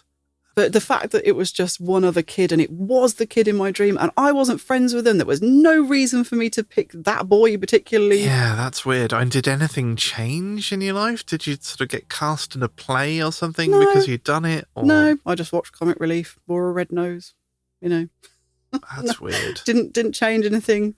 Utterly mundane. That is strange. But very strange. And now you know. That is an awesome We've been story, together though. nearly 20 years and you've never heard that before. Fitz has never heard that before. Nope. So, yeah, count yourselves lucky, listeners, that you are the first, including myself, to be aware of the premonition of the stonk. And if you want to that is a stonking premonition. If you want to see the stonk for yourselves, you can find it on YouTube, because obviously when I was writing notes for this episode, I had to look it up. And it is very silly. That was a good story. I'm glad that I now know about the stonk and that I can put my mind to rest. But we shall move on to the next thing on the quiz. We are getting near the end now, so don't worry too much. There's not a huge amount more. But this one is, have you experienced a strange mist? And this is for 60 points. Yeah, I think That's the scoring really needs high. adjusting. Yeah, the scoring needs adjusting on this one. It's not on. It's not on. No. Well, I have. Only once. And it was very strange. Again, it was in our shared house in Northampton. So much stuff happened there. It's not really surprising. But basically, I was in the living room and I was completely alone downstairs. So I think there were other people upstairs, but the lower floors were empty. This was quite a big house, which is why it was a shared house. It was one of those 3-story Victorian townhouses, and it was quite big. The living room was quite big as well. And to be honest, nobody really used it. No. Because we all had our own little bedsit type rooms, and nobody really went down there. We'd pass like ships in the night in the kitchen, microwaving something, but nobody really went in the living room. It was basically always empty. But for some reason, I'd gone in there, I think just to get something. And I just literally saw this weird mist, almost like smoky mist, I want to say.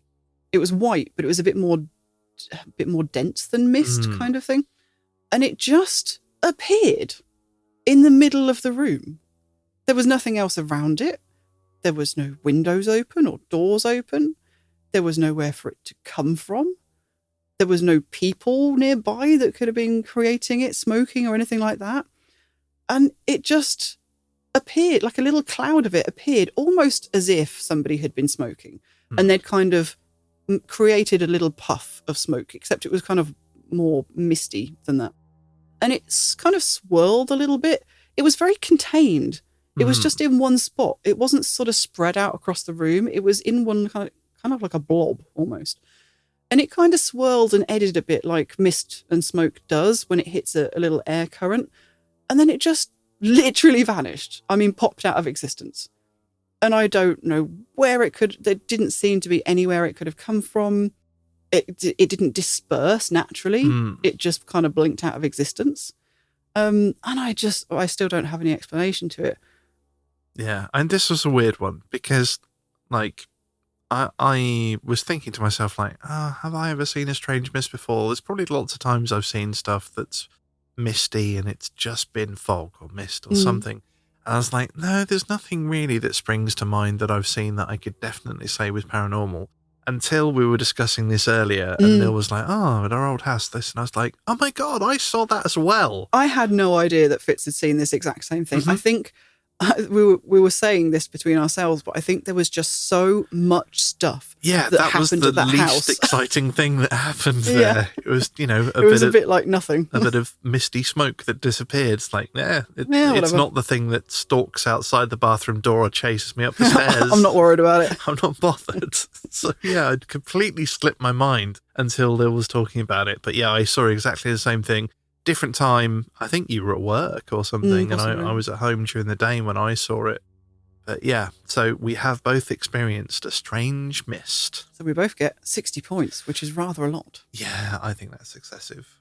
So only a couple left now. Heard knocks. For 10 points. This is only 10 points, and now I think this is worth a lot more than 10. Yeah, I think so too, actually.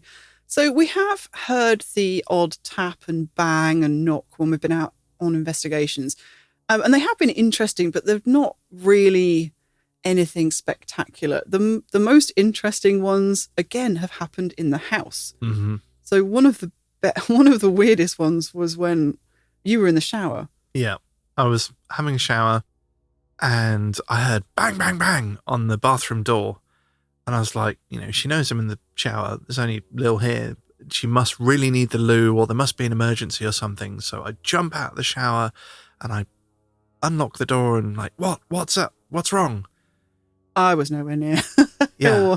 It wasn't me. Obviously, it's just us two in the house. So yeah, I'm dripping wet. I've just wrapped a towel around myself and I'm stomping around the house looking for Lil. Like, why have you got me out of the shower? What's going on? Like, I was worried she'd had to run out of the house with the cat or something, or there was an emergency. I was like, oh my God, what's happening? And so I turn up, I'm dripping. I'm like, what? And she looks at me like, what? I don't know what you're talking about. And yeah, but she hadn't knocked on the door. Obviously there was nobody else in there, but it was really loud. Yeah, and I had a similar thing on our front door. And again, it really freaked me out because it was quite early in the morning. I don't think Fitz was awake. I'd got up to get coffee or whatever. If you're wondering why I didn't wake up, I sleep like the dead. Yeah, nothing wakes Fitz up. You could drive a tank through the house. Yeah, I'll put it this way. When I was in the cadets, I've fallen asleep at a rifle range, like with hundreds of people firing rifles around me. I can sleep through anything. So that's why I didn't wake up. But I was just moving around the house. It's very quiet. It's where we live. It's very quiet in the mornings. Like there's not people out and about doing things. In fact, the first I remember the first weekend we moved into this house, it was so quiet and we weren't used to it that we thought something had happened. Like, we're checking the news and we're like, oh my God, have the Why bombs is- dropped? yeah. Like, are we the only people left alive? What's it was going that on? quiet. So It's just like, no, it's just nothing happens here on a No. weekend. It's very still in the mornings. But I heard this frantic knocking at the front door, and it's definitely our front door. Obviously, you know what somebody knocking at your front door sounds like. It's very distinctive, especially once you've been living somewhere for a while, you can't really mistake it. And I think I was downstairs as well. But yeah, it was really clear, and it was urgent, and it was loud. It wasn't like a little tap. It was like, I need your attention now. So I ran down there, my heart in my mouth, thinking, oh my God, what on earth's happened? Somebody's had an accident in the street and they need help. Absolutely nobody there. Nobody anywhere in the street.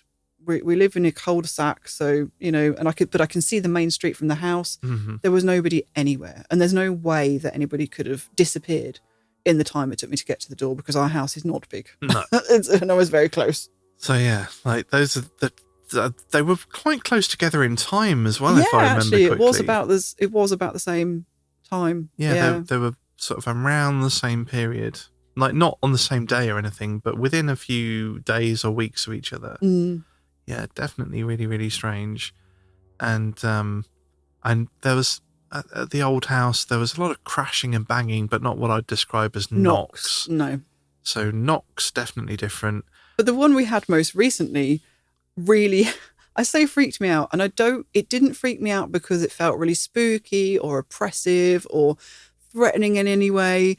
It was just really weird. We were basically sitting in the studio, and on the other side of the studio is our bedroom.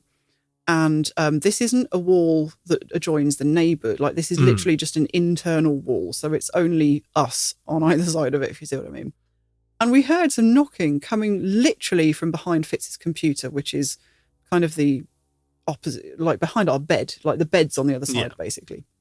So there's no space to actually get to the wall on the other side of where we heard the knocking from, because the bed's pushed up against it. Mm-hmm. So you'd have to climb on the bed and crawl over it to get to the wall to knock where we heard it coming from. And there was no one else here, and we were both in the studio. Yeah. So what did Fitz do? He knocked back. And it knocked back. So, yeah, basically, Fitz went, oh, well, this is a fun time to communicate, and started saying things like, oh, is there anybody there? Like, if you can hear me, knock twice. Like, I can't remember exactly what you said, but it did. Yeah. It literally responded to everything he was saying for several minutes. Yeah. Well, I don't know if it was as long as several minutes, but it did it a couple of times. And then I slapped myself and I was like, you idiot, record it. Yeah. Like, what am I doing? So I got my phone out, started recording, didn't do it again. No, completely stopped. I was like, because we got a good 3 or 4 responses out of it. It felt like ages. I can't remember. It felt like quite a long time, and then we were definitely getting responses. But yeah, the minute I was like, right, I've got to record this. But I was begging him to stop, because I was like, dude, we've got to sleep in there tonight. And literally whatever is knocking back is currently on or in our bed. Yeah. And after we'd tried to record it and couldn't work it out, like, he went through and we worked out where it was the knocking was coming from. Yeah, we basically went through and tried to recreate it, because then I was like, well, could it? Is there any way it could be the neighbours? And the sound is travelling in a really strange way. So I went into the bedroom and started literally tapping along all the different bits of wall and the opposite wall and around the chimney, and, so Fitz didn't know where I was, and I was like, okay, I'm just going to knock loads of different places. You tell me when it's exactly what you heard before. And when he said, well, that's exactly what I heard, it's exactly where we expected it to be. Yep. It was literally in the middle of our bed. Yep. So, yeah, there's that. Yeah, just a little bit. Slightly unsettling. Cool. It was really cool at the time. It didn't feel threatening or anything. No. It just kind of felt like it wanted to play or talk. Like, I kind of got the impression that it was being friendly, but obviously did not want to be recorded, which was really annoying. No, very interesting. Yeah, but we've got one more knocking story. And this one was actually quite important because... Very important. Yeah, we've told you a few times about how, like, Jack, who we mentioned earlier, tends to flap the letterbox. Yeah, so one of our resident spirits, as it were, we like to give them names. We think it's my great uncle Jack. Yeah, so quite literally, we haven't think made we up know that who name. it is. He used to be around at my parents' house when I was younger, so he'd been there. My mum gave me some of his stuff, and ever since she gave them to me, we've started seeing him here. And he does the same things here that he used to do at Fitz's childhood home. So at Fitz's childhood home, he used to sort of walk around the perimeter and sometimes come up to the front door, walk up to the front door and knock on the letterbox. And there would never be anybody there. And again, it's a detached house. It's kind of it's away from the street. So you'd see anybody coming up to knock on the letterbox because there's a frosted glass window. Yeah. But it started happening here as well. Yes. And there was one time that we were at home sort of getting ready to go out or do something, and the letterbox knocked. And interestingly, it was on one of the day. It was in the daytime, and the curtains were open, so I could see that there was nobody at the front door. Yeah, I think it was at the weekend, and we were kind of hanging around in the living room, but about to go off upstairs and do something else. Yeah, I can't remember what we were going to do, but we were going to leave the living room, and we were both like, "Oh wow, like this is really cool. Like Jack's here, and like let's hang around and see if he does anything else." Yeah, because when he knocks the letter, well, I say when we hear that specific sound, it is possible for the letterbox to flap in the wind if there's a really strong wind, but it just kind of goes whoop once, and it has to be almost blowing a gale force for it to lift the letterbox. We kind of know when it's not that well. Firstly, because you look outside and there's nobody there and there's no wind. This was one of those days. It was very still. Oh, yeah, there was no really wind, still but it's day. a very different sound. It's extremely deliberate. It's knock, knock, knock, knock. Very much like people often use letterboxes in place of door knockers. If you haven't got a door knocker, people will often use the letterbox to knock instead. And that's exactly what it's like. Yeah. And it just so happened that as we were stood there going, "Oh, this is really cool. This is really interesting." And figuring it out because we were checking nobody was there. We were looking out the window. We were making sure there was no, we were doing all the things to make sure we hadn't got it wrong. Yeah. As we were doing that, all of a sudden we heard a sort of crackly noise, and I looked over at my desk and saw fire and smoke. Yeah. Stuff was on fire. Yeah. And basically what had happened was my keychain had connected a battery somehow, and it had literally short-circuited and lit something on fire. Yeah, I think like a loose battery had like rolled across the desk and just happened to touch something I'd got metal. I'd got a little rubber torch that I'd got on my key ring, and it set the rubber on fire. Yeah. And so there was this acrid smoke and the fire, and I was like, dashed over and put the fire out. But if the letterbox hadn't flapped, we'd have been upstairs and we wouldn't have noticed. No, and I don't know. We have got a smoke detector, but I don't know how long it would have been before it went off. And that the desk that the fire happened on is just full of paper and wood and extremely flammable stuff that would have gone up in seconds. It could have been quite nasty.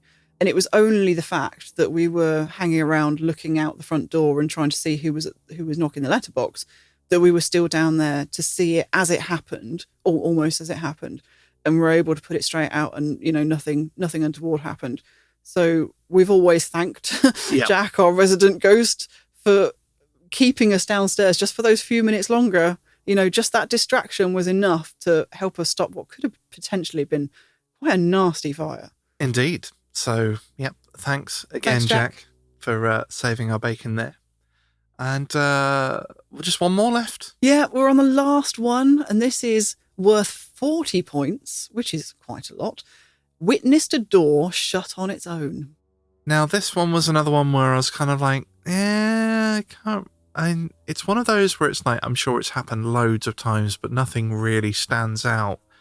Apart from one, kind of. And we're going to have to jump back to Dottie again for this one. Yeah, so we've done a couple of different experiments / investigations trying to communicate with the spirit that's attached to this coat. And as we said, she does live in the studio. Her home is, she's on a hanger, and that hanger is hung on a cupboard door in the studio just behind where Fitz sits. Yep, she looks over my shoulder and keeps me company when I'm working.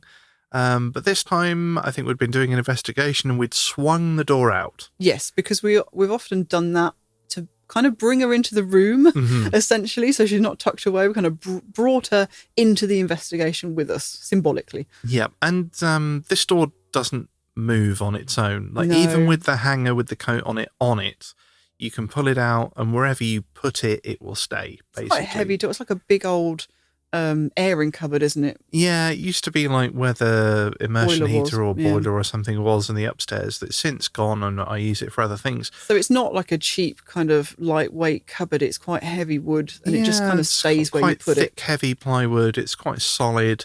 And yeah, it stays where you put it, basically, and it's inside, within the bedroom, so there's no drafts or anything that could possibly move it. And neither of us were moving. No. We were sitting completely still. Sat down. I think we were just taking a break and having a chat during the investigation. And, Dottie was like, I'm just going to chill out over here. Chill out over here and close this door. I'm just going to back up a bit, if that's all right. So the door that the coat is hanging on just swung shut on its own. It just went off on a little walk, a little wander. And it was quite deliberate, if I remember rightly, as well. It wasn't like, you know how some doors, they'll shift a bit in a kind of creak, shut a little bit, and then they'll move a bit more, almost like more it's catching the breeze. This was just like, I'm moving over here. Yeah, it was quite deliberate, quite steady. Quite smooth. Yeah, it was unusual. Yeah, but nothing monumental, I think, in that category. I think that's really the only time we've witnessed a door shut on its own. Yeah, so I'm bit of a limp finish, I think, for that one. And I'm not sure why it needs to be 40 points. I think there needs to be... Yeah, 40 points is a lot, isn't it? Yeah, I think we need to go through and rescore these on what we think they should be. And I definitely think that there's some stuff missing in this list. Yeah. Like, no cryptid. You've got UFOs, but no cryptids. Mm-hmm. Like, good point. Yeah, you're not going to have, Black Shuck or the Woodwoes or fairies or gnomes or Bigfoot. Like, come on, you've got to have a cryptid sighting in there as well. Don't think I've actually had a cryptid sighting. I was going to say we would have failed horribly if there was, but I do agree with you. I think there should be in there. Yeah, time slip. Like, come on, like that's got to be worth a few points. Mm-hmm. Mandela effect, which we have had. Yeah, what was that from? There's definitely even a few times where we've had something like that. Yeah, definitely. I can't remember, but maybe we should do another. We should do a Mandela effect at some point. Yeah, glitch in the Matrix moment. I think that's they're kind of on a theme with the time slip. I was going to say effect. There's a bit of crossover with Mandela effect there. I guess caught an EVP. We kind of did that with ghost voices, past lives, remembering something you shouldn't be able to. Encounter with that's probably a better definition for what we talked about in a lot of the premonition stuff. Definitely remembering something you shouldn't have done. Yeah. Phone call from the dead. Crisis apparitions. That would be cool. Or like the farewell dreams and visits. Like I always love those stories as well. I think they're really heartwarming. And telepathy. Like I think we've had the telepathy, the shopping telepathy, the milk telepathy. So yeah, I think we need to add those and come up with a score with those. Create our own paranormal score list. Well, what do you guys think? What would you guys put on your paranormal bingo card? And also, tell us your scores. What did you score? I actually have no idea what we scored. 345, I believe. Oh, fits of the maths brain. Yeah, well, I think if we got maths than my maths. If we got one of everything, it's 345. Yeah, I'm not very good at the maths. I'll take your word for it. Although, did we? Because some of them were a little bit tenuous, but we had cool stories to share, so we wanted to share them anyway. Yeah, well, even though they weren't really the right category. Yeah, so let us know if you think our stories counted. Yes. And what your scores are. And if you have a score, we kind of want to hear your stories as well. Yeah, absolutely. I'd love to hear where the story behind the score came from. Well, we hope you enjoyed this kind of laid-back episode, hanging out with us as we shared some of the strange adventures we've had over the last 8+ years. Thank you all so much for your support. Thank you for continuing to hang out with us and being part of this community. Please do get in touch if you've got a story to share, and spread the word if you've got any spooky-minded friends you think might enjoy the show. We hope that you're all doing okay and that you'll join us again next time for another Knock Once for Yes. EVP